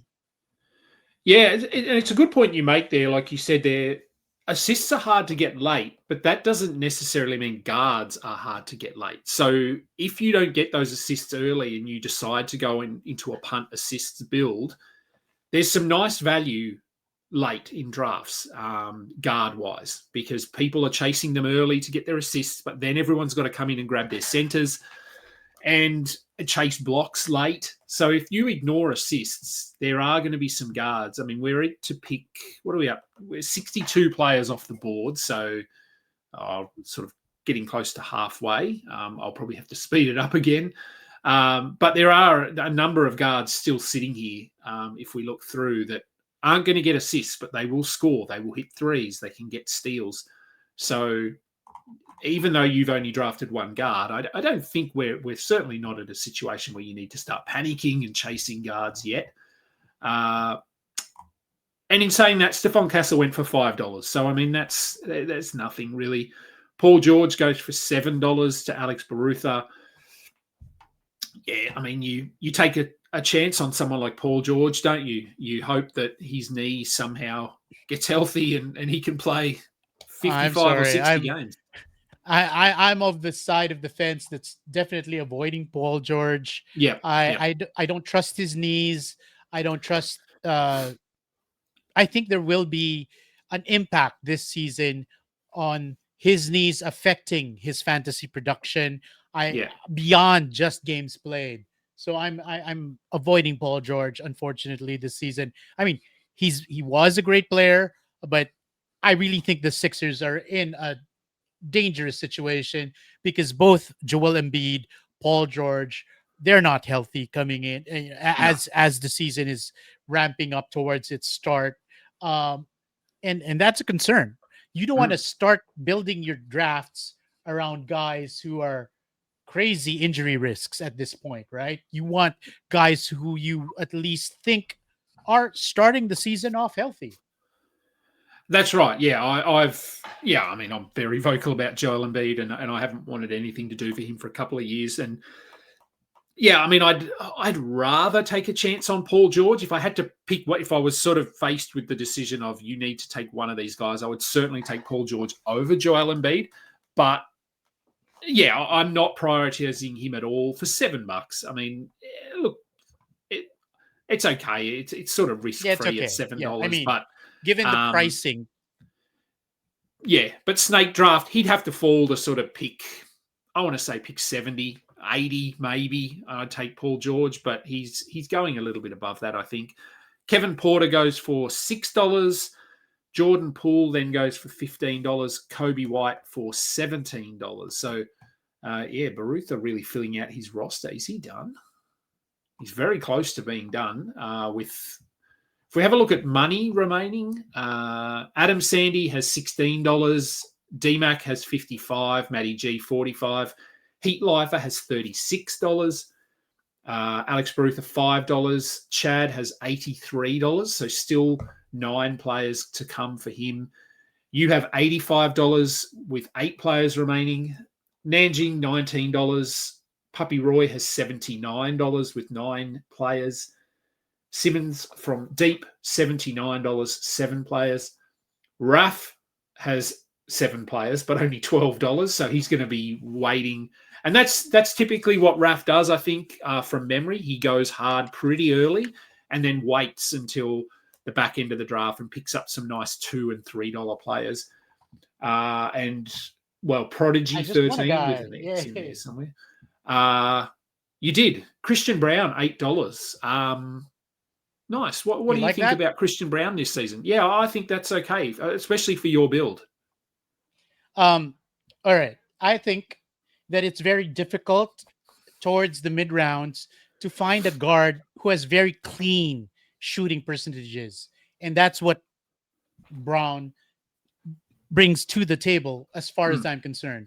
Now, since I am already punting assists, I have to make sure that everything else is clean. At this rate, I don't have a lot of steals, guys. I missed out on Dyson Daniels, unfortunately. So if I don't get a lot of steals early on, I might have to make sure I win field goal and threes, which is kind of a difficult mix if you think about it. Brown is somebody who is just really clean. He gives me 1 steal per game, gives me at least, some contributions in that category. And he's just great as far as efficiency builds are concerned. He is, yeah. I think it was weird last season. Like, he started really well, and I think he was sort of playing above himself, if we're being honest. And then he's plateaued a little bit. He sort of fell off. But then a couple of injuries, like he worked his way back in. He was very healthy, but he ended up as a top 60 player. And as you said, he is very clean. He's a decent rebounder, 5.2 rebounds per game. Doesn't get a lot of assists, but you don't need assists. He'll give you a steal. And he shot 58% from the field. I think if you asked sort of man on the street, Christian Brown last season had a good year. What do you think he shot from the field? They'd probably say maybe 50%. But 58 for a guard is very, very elite. And I'm not saying he'll shoot 58 again, but yeah, of course. But 54, even in the mid 50s or low 50s, I'd be thrilled because that's power forward field goal numbers we're talking about, Adam. And getting it from your guard, the same way I got my blocks special from Derek White, getting my field goal from a guard position is something I value and something drafters and our listeners should take into account. If you can get out of position stats, it's always a blessing. It's always a gravy. And if you can get them cheap, I think $8 is fair for him, considering his position in the rotation of the Nuggets is pretty secure at this point. Even though Bruce Brown's coming back, I don't think he's a threat anymore. I think he's going to play backup point guard more and less on the 2. So Brown's minutes are pretty stable as far as I'm concerned, seeing them in the mid to low 30s at the very least. Okay, so we've had some bidding. Yeah, Christian Brown, you got him for $8, so really nice. Onyeka Okongwu for $7 to DMAC. I think that's fine. As I said, he starts. I think he does, but even if he comes off the bench, I think he's going to play 29, 30 minutes a night. And as we saw last year, if he could 30 minutes a night, he's a top 50, top 60 player. So for $7, I think that's a really nice late round center. Vooch goes for $11. He's not really someone I'm prioritizing. I know he was good last year, but it feels like his time is coming. Kyrie Irving goes for $1. Just fill your injury spot, really. Throw him in there and hope that he comes back at some point. Jalen Duren goes for $12. I think Duren figured things out last year. Certainly defensively, he's not in that range with Walker Kessler as a 2 blocks per game guy. But if he can get you 1.2 blocks, I think that's sort of gravy. And for $12, I think nice value. Jarrett Allen goes for $13. I'd rather Jalen Duren over Jarrett Allen personally. As I said, I think we've just seen the best of Jarrett Allen. I'm not sure how much better he can get. Malik Monk now being nominated, probably going to come off the bench. I've got him coming off the bench with Dennis Schroeder starting. I mean, Sacramento, who knows what they're doing? Their whole rotation is very weird.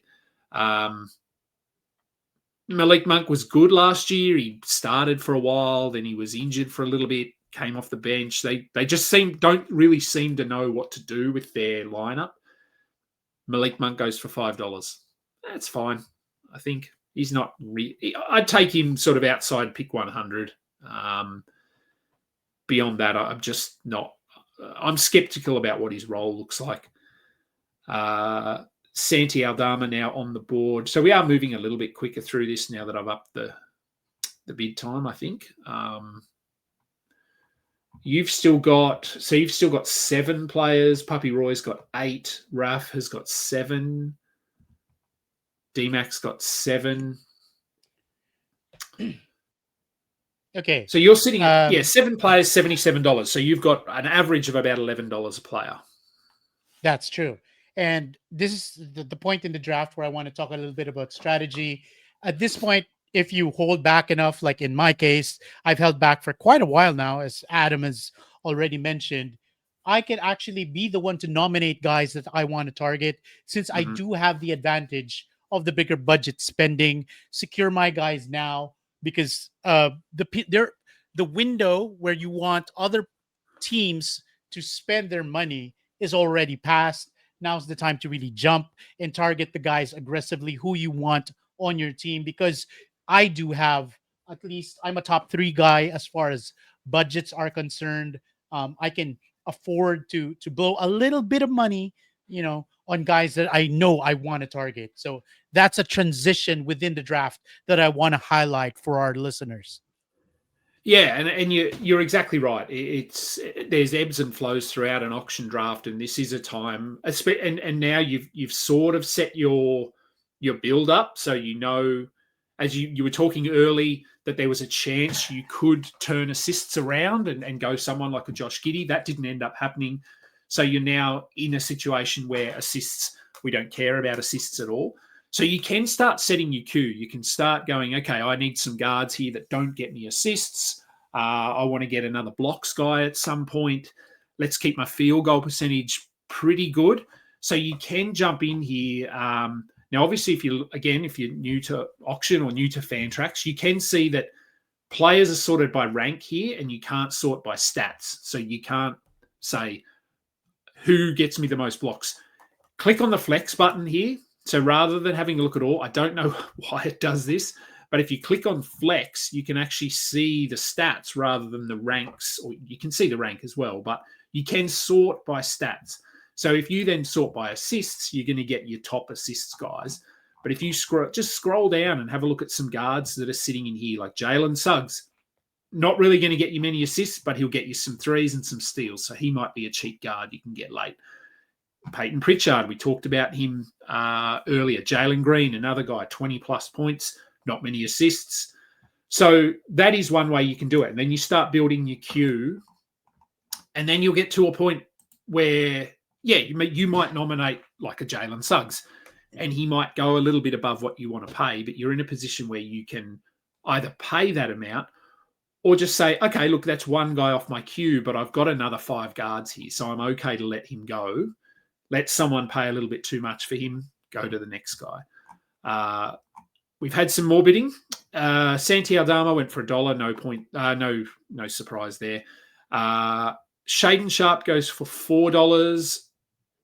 DeMar DeRozan goes for $9. Feel like people are a bit off Sacramento this season as a whole. As I said earlier, Sabonis, he's a little bit down. Levine went for not much. DeRozan goes for $9. Jakob Poeltl goes for $11. Emmanuel Quickley bidding going currently 17. He's an interesting one, Emmanuel. Quickly, he was pretty hyped coming into last season, and then obviously had multiple injuries, which cost him a significant portion of the season. I like him later, pick 60, pick 70. I think he's good. Now, here is someone I'm very interested in this season, Asar Thompson. Not saying he's going to be Amen Thompson, but he profiles pretty much exactly the same. Probably doesn't have the assists upside. And Chad nominated him for $15 and got him. So I could see Asar Thompson being a top 50 player this season if he plays 30 minutes a night. So really interested in him. Here is Donovan Clingan. Now, I know you're bidding on Donovan Clingan, so we'll see how this one plays out. If you are looking for a sleeper at the moment, Asar Thompson, someone you can get late-ish, let's say. I think he pushes inside the top 100 when all is said and done, but at the moment he's, I think he's good value. So Donovan Clingan, both yourself and Puppy Roy, who have money to burn, bidding on him, and you get him for $12. So you talked about Donovan Clingan early as a target for you a little bit later in drafts, not a Walker Kessler level, but still an elite shot blocker. So pretty happy with him at $12. Yes, I am indeed.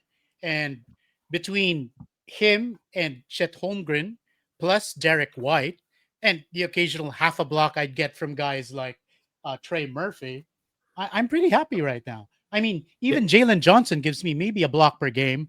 Yeah, And he does. I'm pretty competitive with blocks right now. And fine, my free throw ain't that great, but my field goal is as solid as it comes. Clingan would probably give me something like 8, 9 rebounds. If I'm lucky, 10. And now I'm slowly building out my rebounding. Yeah, no, I think again he's a really nice fit. He is one of those later targets for blocks. I just want to have a look at the team here that's got Wemby. So Puppy Roy has Wemby. What I've seen in a couple of drafts, and I've heard it spoken about on shows as well, is the fact that people who draft Wemby first, second, wherever you get him, it's not uncommon for them to then almost forget about blocks. So you think, I've got Wemby, I'm going to win blocks. But you can't just draft Wemby and not draft anyone else. And at the moment, he has Giannis. I wouldn't say Giannis is an elite shot blocker. He's fine. But it'll be interesting to see if Puppy Roy chases someone like a Donovan Clingan. Does he go Zach Edey? He tried. He fought me for him. He was going for Clingan. Yes. So he front of mind for him is that he needs another shot blocker. And it is, I guess, if you're drafting and you don't get Wemby, don't necessarily give up on blocks. Because like you said, I think with your team at the moment, with Chet, Donovan Clingan, Derek White, and even Jalen Johnson, who will get you a block a game, at the moment, you're ahead. I would say you're ahead of Puppy Roy, the Wemby owner. The fact that he has Wemby only. Yeah, so just something to tuck away. If Wemby goes off the board, don't give up on blocks. So we had Clingan for $12. Darius Garland goes for $21. Now he's injured to start the season. I don't think he's going to miss too much time, but I think 21 is okay for Garland, given the fact that he will miss some time. Assists are fine. They're not super high. Again, he's in that sort of De'Aaron Fox range, I think. A little bit capped by the fact that Donovan Mitchell is there. Mobley, they can run the offense through Mobley a little bit as well. 21 for Garland. So it's not terrible. DeAndre Ayton goes for $12. I'm okay with that. There's Puppy Roy. He's sort of chasing a center there to back up Wemby. Now, Ayton is not a good shot blocker. And here goes Peyton Pritchard. So you're in on this one. we'll let this one play out. We talked about the fact that we would much rather Pritchard over Simons at this point, and I don't think anyone would argue with you there. Now he's pushed up to $17, $18 for Peyton Pritchard. I think he's going in the 60 range. I think in You may Same have more of an idea, but I think that's sort of where he's going, and that's that. Yes, I want to say I just fifth, got priced sixth out round. here. I'm sorry. I really Yeah, wanted him. yeah, But Simmons from deep really wanted him as well, and yeah, I really had the sense that he was going to pay a lot. I didn't want to overpay. I still wanted to keep some flexibility at this rate. I yeah. still have a lot of purchasing power, if you'll notice. You do. For those Yes. looking on the screen, I have the ability to just override other teams and decide, nope, this guy's mine, and you're not taking him. So I happened to butt heads with another team that also was aggressive on Pritchard. So I decided to pick my battles. You can't win them all, and that's one precept that everybody has to really understand. You're not going to get all the players you want. No, you're not. That's right. And that's why it is good to have that queue, just so that if someone does drop off, you go, oh, I really need this guy. Like, for example, Peyton Pritchard, and you don't get him, you don't then sort of panic and go, okay, now I've got to go and find someone else. It just means it's one guy less on your queue, and you move on. You go to the next guy. But yeah, as you said, you do have buying power at the moment. So you have $65 left, which is the most of any team. 6 players remaining. Now, like I said, average, you've got sort of $11 per player. There's no way you need to actually pay that, because your last 3 players on your roster are usually $1 to $2. Even conservatively, let's say $3. So 3 of your players are going to be maybe $10, which means you've got sort of $50 for 3 players. So you can comfortably go to about $25, $20, and not really be too worried. Now, there aren't a lot of players remaining who you're going to need to go to $25, but it just does give you that flexibility late, as you said, to come over the top and outbid someone if you need to. So Josh Hart goes for $8. Miles Bridges then goes for $9. So Puppy Roy's starting to fill out his team a little bit. And here is Jalen Suggs for $5. Now, I sort of hypothesize that he might be someone that you look at going after here, because he doesn't get a lot of assists, but he's a very, very good defender. He'll give you 2 threes a game. Orlando are a team who, I mean, in theory, they could win the East this year, given what's happened. And you get him. So, what are your thoughts on Jalen Suggs? You obviously see him as a good fit. Yes. So my exclamation is more getting a guy who fits my team. Overall, though, I'm not super excited about him. It's just that in a team build specific situation, he just fits my team. So I don't mind paying that amount. At this rate, people's pricing is adjusted to their builds. They should value paying more for players that they that fit their team build, because at this rate, because we are playing for a simulated head-to-head draft, it would serve you to build your team cohesively so that your strengths remain your strengths and you double down, especially given the injuries. For example, let's say my Chet Holmgren gets injured. I'm going to have to lean on my Donovan Clingan for a lot of those blocks to win me that week in and week out. So, one strategy that's very important is category stacking. Have a lot of guys who contribute across key categories that you want to win. Make sure you win them by making sure that you're not all eggs in one basket. For example, you brought up the topic of people who've drafted Wemby but don't go after other shot blockers. What happens in a week where Wemby only plays 1 game? And that's obviously not enough to win an average matchup for just blocks. And that was a category, excuse me, that you were expecting to win. So I believe in a bit of redundancy, a bit of category stacking, as I like to call it. So there, yeah. Yeah, no, I agree. I absolutely agree. I think you can fall into that trap of drafting someone who is elite in one category and then just resting on your laurels a little bit, I suppose. And another example would be Dyson Daniels this season. He was so far ahead in steals. You might just once I've got Dyson Daniels, I'm fine. I don't need to worry about it. And Chad hasn't done that. So he's gone with Dyson Daniels, but he's then also drafted Amen Thompson and Asar Thompson, who all three of those are elite defenders. So now he can go, okay, I'm pretty good in steals now. I can start to focus on some other categories.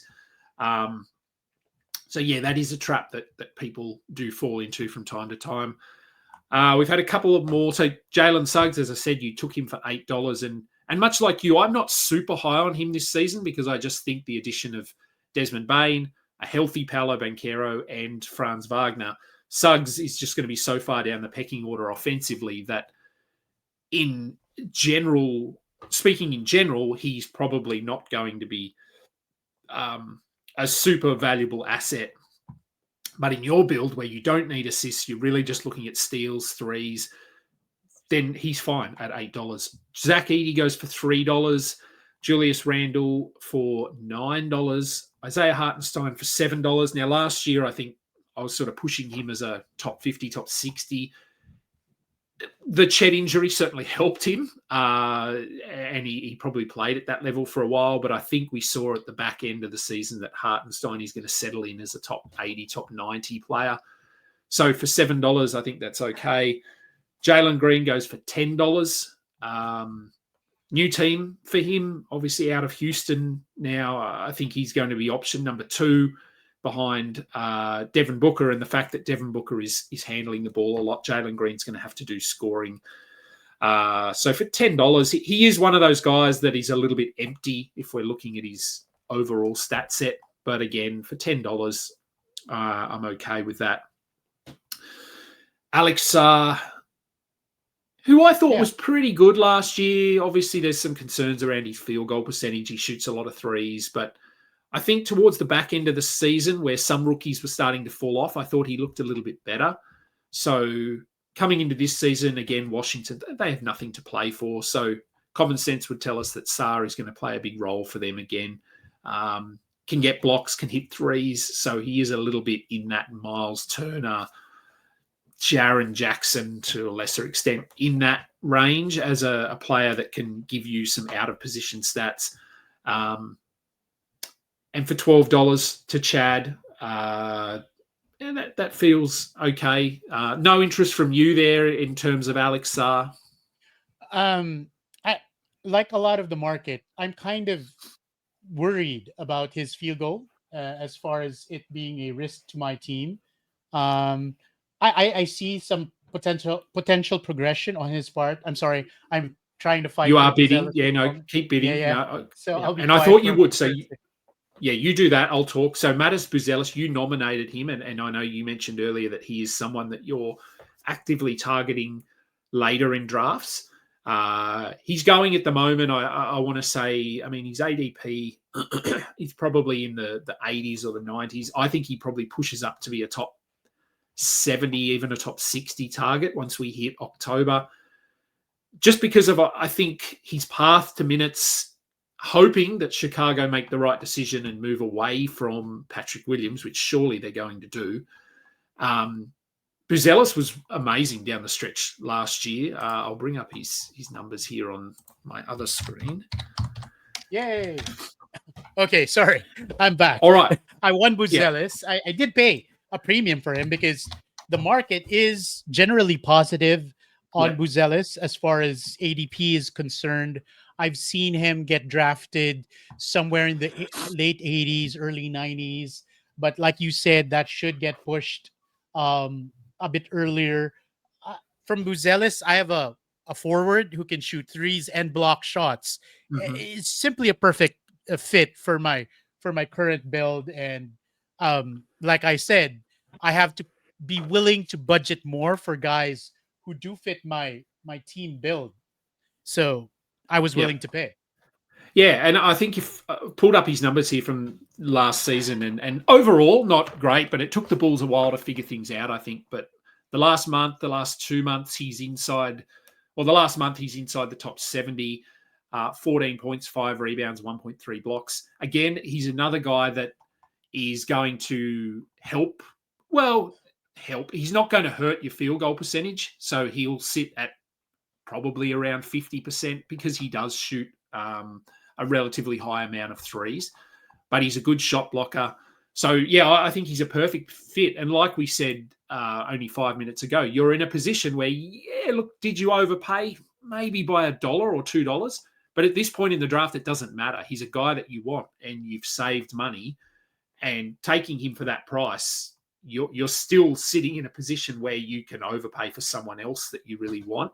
And do remember that, yes, while Buzelis's value, maybe you want to say it was $12, for example. But in certain builds, that goes up and down, just like it does in a snake draft. Players' value changes. So in your build, $15 is 100% fine. Who have we had come off the board since? So we had Mikal Bridges, who went for $10. Cam Johnson now just goes off the board for $14. Obviously, moving from Brooklyn to Denver, he's look. I guess hopefully yes, his production. He's not going to get as much of an opportunity to produce, but he should play more games because Denver will be looking to win, and they moved off Michael Porter Jr. to get Cam Johnson, so they want him to fill that role. They want him to be a significant part of what they're doing. Mark Williams now on the board. So he obviously was the whole situation was weird last year with the Lakers trade. He was pretty good down the stretch, but Charlotte obviously just don't view him as a piece of what they're doing, which is interesting because their center depth is certainly not loaded. But they did move on from him. He finds himself in Phoenix, where he will probably start. I think he's pretty clearly their number one center there. Last year, I had him in that Jalen Duren range, sort of Walker Kessler top 50. The injury concerns are there, so I think you can get him at a little bit of a discount in snake drafts. But as we've seen here, he's sitting now. at 20, look at him. Yeah, 24 as we speak. Yep, 24. Jarrett Allen went for 13. I'd have him ahead of Jarrett Allen, but Walker Kessler for 18. I'd probably take Kessler over Mark Williams. You got Klingon for 12. So you went for double that. So, yeah, I like Mark Williams, but that feels like it's a little bit high for me. For sure. And that's just in the context of this draft specifically. Yeah.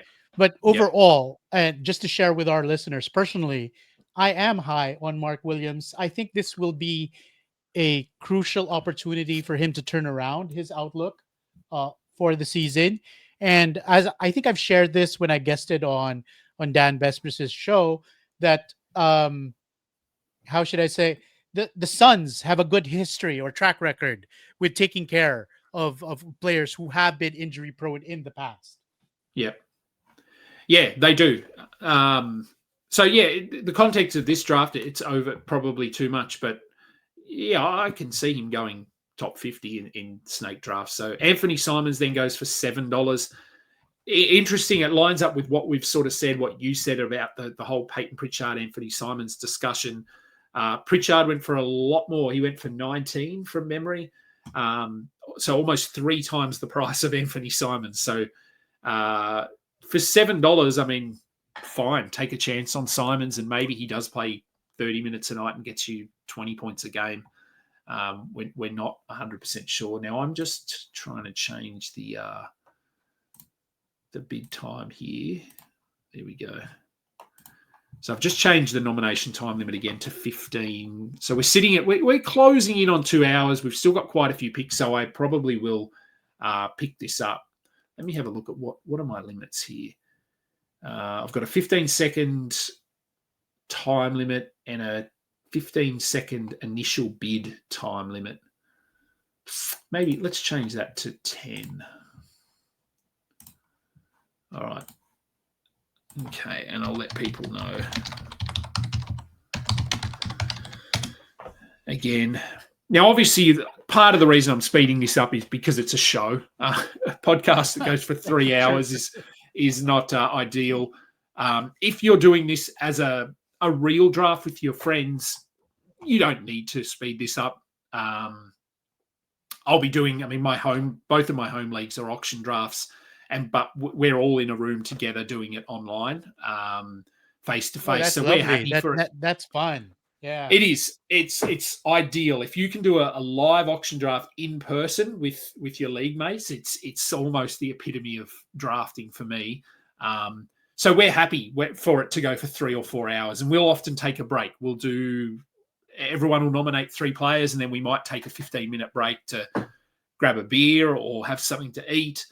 So we'll make a full, not a full day, but a half day of it with meals and drinks and all sorts of things. So no need to speed it up if you don't have to, but just remember you can if you need to. Okay. So we had Jaden McDaniels goes for $7, Herb Jones for $5. So we're getting a lot of these players now who are in that sort of 6 to 10 range. Michael Porter goes for $10. Cam Thomas being nominated now. Now he has obviously recently announced that he didn't come to terms with the Nets, so he took the qualifying offer and will bet on himself. So he will be with Brooklyn and will play a role very similar to last season, I would think. Chad gets him for $10. So yeah, look, I guess that lines up. Michael Porter went for $10. Yeah, that's okay. Again, it's a guy late in drafts who can get you 20 plus points. That's always valuable. Now you've got, if we're looking at having a look at teams who's remaining, now you're bidding, so I'll let you keep going. But we've got Adam Sandy still has 4 players. DMAC has 5. Matty G has 6. Heat Lifer 2. Alex Barutha 2. Chad has 4. You have 3. Nanjing has 6, Puppy Roy 1, Simmons from Deep 2, Raf has 7. So as I said earlier, Raf tends to do this. He goes hard early and then basically just goes and has a nap for about an hour, and then he'll set his alarm and wake up and just bid in the last little bit when he can pick up some $1 and $2 players. And Prodigy has 2 left. Now you were bidding there. Yeah, and you let's won. talk about the guy I just won, because he's going to be an interesting buzz name coming into the season. I just won Andrew Nemhard. Yep. So what are your thoughts? Where are you at on him? Yeah, he certainly is a buzzy name just purely because of the fact that Tyrese Halliburton is out for the season and Nemhard is going to be the starting point guard. Now, it's an interesting situation here because this isn't a player that is going to go from 20 minutes a night to 32 minutes a night. He was playing starters minutes last season, but his role is going to completely change because he will be running the offense. And as we know, when Tyrese Halliburton's on the floor, Nemhard plays more off ball. So his assist numbers, just purely because he will have the ball in his hands, are going to go up. He's a decent defender, so he'll get you 1.2 steals. So interesting, I guess. Talk us through here. Like, assists aren't a priority for you, but I do think that one of the reasons people are higher on Nemhard this season is because of his assist numbers going up. Now, he doesn't hurt you. Like, the categories that you're looking for, he fits. So he's a decent defender. He's relatively efficient for a guard. He doesn't turn the ball over a lot. So certainly, it's not that he doesn't fit your build. I just think that a lot of his value comes from assists. So what were you thinking there with Nemhard? All right. From the research I've been doing, I consider Nemhard to be an actually underrated defender in terms of his defense translating to the stat sheet. And given that there will be an increase in his minutes and opportunities, I think that his defense will really get to shine better this season. And I'm not just hoping for an uptick, obviously, in assists, but for a reasonable uptick in maybe his steals as well. And the fact that he doesn't hurt me anywhere, as you said, especially towards the end of drafts, these are the kinds of things that you want to preserve, to be honest. He can give me at least a steal per game. And I have several players who can give me already a steal per game, even though I did miss out on, let's say, that Dyson Daniels, who we all like. But having your guys give you a steal per game isn't so bad. No, it's not. And if we look at someone you got while I was talking there, you landed Tamani Kamara, who we talk about guys with steals upside, and Tamani Kamara was a very popular pick for me last season. I took him in a couple of drafts, but I think as soon as he was announced as the starter, I went and grabbed him everywhere. And I know it was probably the most common question I got on my live show last year was, do I drop Kamara? Do I drop Kamara? And I'm glad I stuck to my guns and said don't, because he ended up as one of the breakout players of the season. And you got him, again, $12. Is it overpaying? I actually don't think it is, but you're in a position where it doesn't matter if you did or not. And he certainly fits your build. Yep, there we go. And that's one thing I'd like to stress to our listeners here is that when it comes to head, and once you have clarity as far as your team build goes, go for what fits your team, and that those guys should be targeted in snake drafts at a premium, more than guys that are in a vacuum in terms of overall value might be ranked higher. In my case, I really needed steals, and Tumani Kamara is somebody who I can pretty much count on. He was a top 10 by steals totals, top 10 guy by steals totals last year. And that was given erratic production. Now, I think that if you look at the direction that the Portland Trail Blazers are headed, they really want to have a defensive identity, right? And Kamara fits that mold to a T. So he's going to get his minutes because he's a great defensive minded player. And I think that he's going to be a great anchor for my steals. And I'm very happy with what I paid in that situation there. Yeah, I think it's fine, and good rebounder too. I think it was sort of an element of his game that was overlooked, but he had a few double-digit rebound games. So no, I think he's a really good fit. So let's go back and just recap some of these picks. So Nemhard, as we said, you got him for $13. Scoot Henderson went for $10. What does he start? I really hope he starts. He is a nice target later in drafts if you need assists, though. You can get him typically after pick a 100, and he could be 7 assists a game if he starts and plays 32 minutes. Now, does that happen? We don't know. Ryan Dunn goes for $1. I think that's fine if you want to take a chance on Ryan Dunn. This is, a dollar pick is basically the equivalent of a last round pick, so I think that's okay. Maybe he starts, maybe Royce O'Neal starts. I'm not sure. Claxton goes for $4. Again, a nice late center who can get you 1.3, 1.4 blocks. I thought he was pretty good last season, despite the fact that the Nets were terrible. Devin Vassell, who has sort of fallen from grace a little bit, $7. That's totally fine. I still think that he has upside to be a top 50 player. I'm not sure he hits that ceiling given the current roster construction around him. 2 years ago, I would have said yes. Now I'm not so sure, but I think for $7, that's fine. Ingram goes for $9. We don't know what he looks like in Toronto, but hopefully we just see him back on the floor and healthy. Bradley Beal goes for $8. Naz Reid goes for $8. Con Knipple went for $1. Again, if you're into that, fine. John Collins now on the board. Now, how many have you got? You've got 2 players left. Most teams have. I think Collins fits. He'll give me maybe 1 steal. Under a steal, under a block per game, but still gives me clean shooting percentages. Potential 1-1-1 guy. I know that the Clippers are stacked, but at least he's on a team that's going to be trying to compete. Unlike with the Jazz that intentionally sat him down. Okay, I just talked too much. Oops. Okay, I missed him. All right. So my bad again. I'm sorry. I missed out on my target. It's okay. It's still early, and I have buying power. That's all I care about. You do. And look, yeah, you missed out on him. He goes for $9. I think that price is fine. As you said, he is one of those triple one, potentially close to a triple one guy. So yeah, he would have been a good fit there. But again, there are still players left. We're only at pick 110, so standard sort of 12 team, 13 roster spots. We're only doing 12 roster spots, so we're only going 144 players deep. But there is still some nice value here on the board. And again, if you're doing this, just go in and Draymond Green is sitting there. He's a triple one kind of player. But if you're looking at blocks, there's some centers floating around here. Derek Lively, who's going late in a lot of drafts.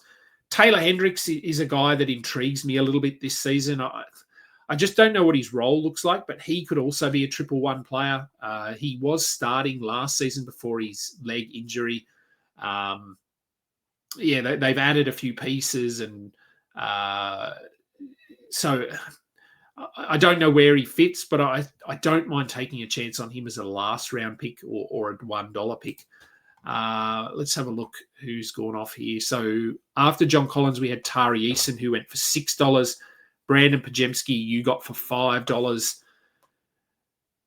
What are you thinking for Pajemski? Because I think last season we were sort of, everyone got on board with him, and then the start to the season was pretty bad, if we're being honest. But he was good down the stretch and did what we thought he was going to do, and that is hit some threes, rebound well for a guard. Perfectly sort of a perfect stat set for what you're looking for. I assume that's why you went after him. Yeah, that's true. So in my real league drafts, he is pretty much a hot target, actually, because a lot of the people that I draft against, they really look heavily into the second half of the season kind of guys. Podzimski was that guy. I think that the arrival of Jimmy Butler could have been a good catalyst that allowed him to be freed up a bit more. It did give him a clearer role as far as what he will do for the Warriors this season, and that's pretty much what I want out of him. And I think that given that it's going to be Curry and Butler carrying the scoring load, he's the third option, the clear third option. I'm pretty sure that Kaminga is pretty much as much as the Warriors want to say they want to keep Kaminga, it might be an unsalvageable relationship at this point. So I'm looking at Podzimski as being the third big three guy in terms of scoring on the offensive end of the ball for the Warriors. Yeah, it is a funny situation there with Kaminga. I had to write his player blurb this morning, and I sort of didn't really know what to write because, yeah, is he going to be in Golden State? I just don't know. But I think Pajemski, yeah, the arrival of Jimmy Butler certainly helped him, and hopefully he can just build on what he did to close last season. So you got him for $5. Draymond Green went for $3. So nice value. I'm certainly not a Draymond Green guy, but in certain builds, he, again, triple one player, decent rebounder, good assist numbers from the forward spot. Cason Wallace goes for $3, I believe. Or did he? Oh, no, $5. No, sorry, $5. There's a lot of chatter going on about the Draymond $3 pickup. Cason Wallace goes for $5. Keon Ellis goes for $2. Yeah, look, I'm certainly not the biggest Keon Ellis fan. I know he's a good defender, but I don't know where he fits in the plans for Sacramento. I don't think Sacramento knows where he fits, but yeah, he goes for $2. Norm Powell goes for, where are we? Oh, look at all this chatter. Norm Powell goes for $7 to Matty G. Benedict Mathurin sitting at $5 now. A little bit like Nemhard, I suppose. Mathurin is in a situation where he should have an opportunity to put up career best numbers.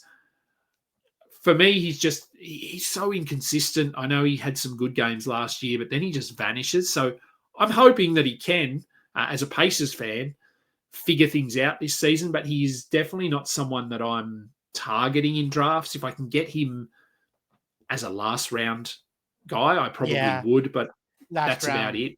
Yeah. but not. He's not somebody to target aggressively for sure. No, I don't think so. And I have seen him targeted in drafts, so I don't think I'm going to end up with much of him this season. RJ Barrett goes for $6. Now we're going to see some players now going seemingly overpriced, but that is sort of part of that is just a result of, hey, I've got one player left and I've got $8, so I'm just going to get one player for $8, even though I probably could have got him for $3. Um, so we've got a couple of closed out rosters. Simmons from Deep, Puppy Roy have both finished.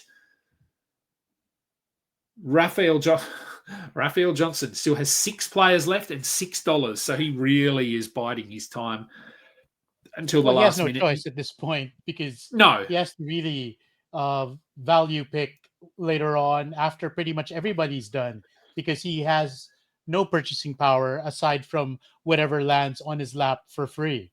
yep, pretty much. You've got one player for $12. So So, again, okay, so let's talk a bit strategy here. I think I overdid the the savings. I think yep, having $12 with just one guy left is too much.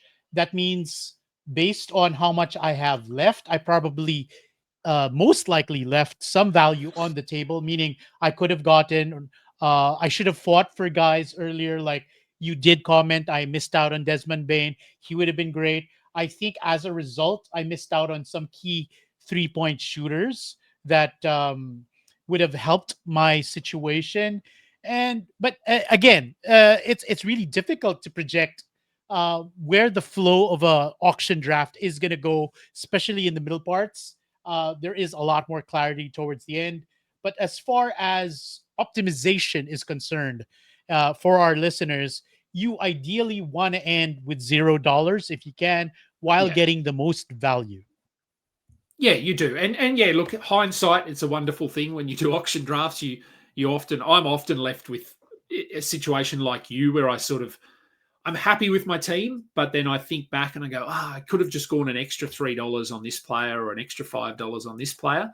And yes, Desmond Bain was probably one of those. Donovan Mitchell potentially was one of those for you. But that is why we do these mock drafts, and it is. I mean, we pull data from these mock drafts, but there's so few auction drafts done as mocks that it is hard to get a great read on player values. It's not like, because I mean, snake drafts, we can pull all that data from Yahoo and Fantrax, and there's thousands of drafts happening every day. Mock drafts, that is not the case for auction drafts. So it is a little bit harder to get a good read and then go, okay, Bain is sitting here at this price. I know he's worth this. But again, it is what it is. We It's not are. a perfect science. Yeah, No, is what I'd no, it say. is not. All right, so I'll just quickly rattle off some picks because we are very late in the draft now, so it's happening very quickly. RJ Barrett, as I said, he went for $6. Tobias Harris for $4. Derek Lively for $4. Jason Tatum for $2 for whatever reason. I guess throw him in your IR spot and just see, but he doesn't play. He won't play this season. CJ McCollum goes for $4. Jaden Ivey for $5. Keontae George for $4. Chad has nominated Carmen Mulawach. I don't know. I mean, when he was drafted, it was all pretty exciting, but then they picked up Mark Williams within about a minute. So yeah, I think his ceiling is a little bit limited, at least to start the season. So you've got one player left here. Are you just going to nominate the player Who that I want. you In this that you case, it's want? Keegan Murray. Yeah, Yep. he fits my team. Oh, yeah. He's gonna Okay. give me 2 threes, 1 steal, 1 block, low Yep. turnovers. Um, it was just a matter of fit. Um, this draft did extend far longer than I anticipated for a 12-teamer, to be honest. It did. So Yep. um, Yep. I at some point I might have to leave you because I do have a commitment to meet some people for brunch. Yep. But I'm glad that I was able to sit in and talk about the draft, talk about a lot of strategy, especially my thought process as I was going through the draft. And it's something that I hope provides insight to our listeners and gives them um, some knowledge based on, because I've had a lot of years of experience in auction drafting. It's one hands down my favorite way of drafting in fantasy basketball. And I have a lot to share. So I'm glad that I was able to discuss it with you as we went through a real draft. Even though it did cause you to miss out on a couple of players. Well, But it's a small price to pay to share yeah, with our listeners, you know. it is. It is. So yeah, look, I mean, if you do want to, before, yeah, I mean, go by all means, go off and have your brunch. It's important. I'm just waiting to have my lunch. Do you want to just give a quick recap of your team and your thoughts on your team? All right. So I'm just gonna go from top to bottom. Yep. Uh, Derek White, $22. Christian Brown, $8. Jalen Johnson for 32. Trey Murphy for 29. Chet Holmgren for 32, who's really a favorite of mine. Uh, Donovan Clingan, who I'm really high on, I consider a sleeper. I find good value at 12. Jalen Suggs, 8. Not too happy, but he fits the build. Next, I got Buzelis, who I really love for this season as a breakout candidate. So I was willing to spend a little bit on him. Paid $15 for him. Andrew Nemhard, $13. I needed a bit more guards. Um, Not so much for his assists, but hopefully that one steal and change per game. Next, Tumani Kamara. I need an anchor for my steals. He fits the bill. He also gives me threes and blocks, and it's that kind of player mold that I was after late. Podziemski, $5. He was a token guy who I see has a bit of upside. I think he was just a late bloomer last season. He should be able to finish in a range that would exceed the price I paid for him. Last but not the least, um, one of my favorite players ever since I paid $8 for Keegan Murray. Love him, fits the team build, and I can leave it up to you, Kingy, and you can. I'm sure you're gonna do a quick wrap and see where teams how they shaped up, and I know you're uh, intent on getting Alex on your show to discuss how this draft went. I'll leave that to you. Hopefully, Yep. I didn't do too terribly. But before I leave, I'd like to get your soft comments on what you think or how well I did in this draft.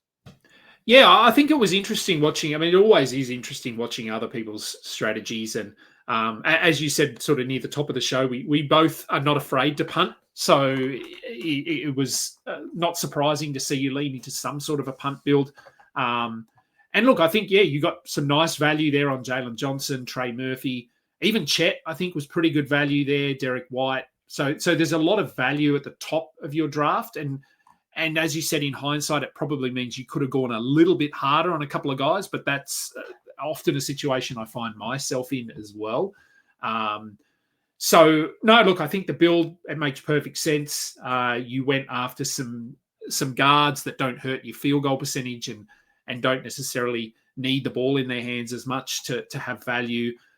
You picked up some centers who are efficient, as well as those forwards who will hit threes.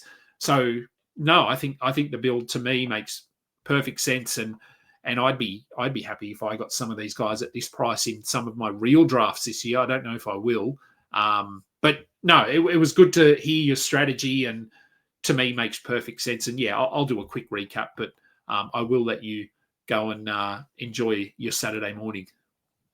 All right. Thank you very much for having me on, buddy. And thank you, FanDuel, for sponsoring this show of ours and Fantrax as well, because that was the platform that we conducted this auction draft. And of course, Old Man Squad, which you and I Yeah, are both members of. we are. Yeah, thank you, Dan, for letting us do this. All right, enjoy your brunch, and yeah, I'll be sure to have you back on the show probably before the season starts. All right. Thank you. Take it easy, buddy. All right, Bye. thanks, Eric. Bye. All right, so we will recap some picks here. Okay, where did we get up to? I think we're up to Keegan Murray. So Erik took Keegan Murray, obviously. So Bilal Koulibaly went for $3. Now we're obviously into the $1, $2, $3 picks now. Clay Thompson for $2. Jalen Wells went for $1. Jay Huff $2. D'Angelo Russell went for $2. Andrew Wiggins for $2. Nemesh Kader went for $1. So managers are really just getting who they want to get now. PJ Washington $1. DeAndre Hunter $1. Kyle Filipowski $1. Bobby Portis $1. Colin Sexton $1. DeJounte Murray $2. Jabari Smith $1. Isaiah Jackson will probably go for $1. He does.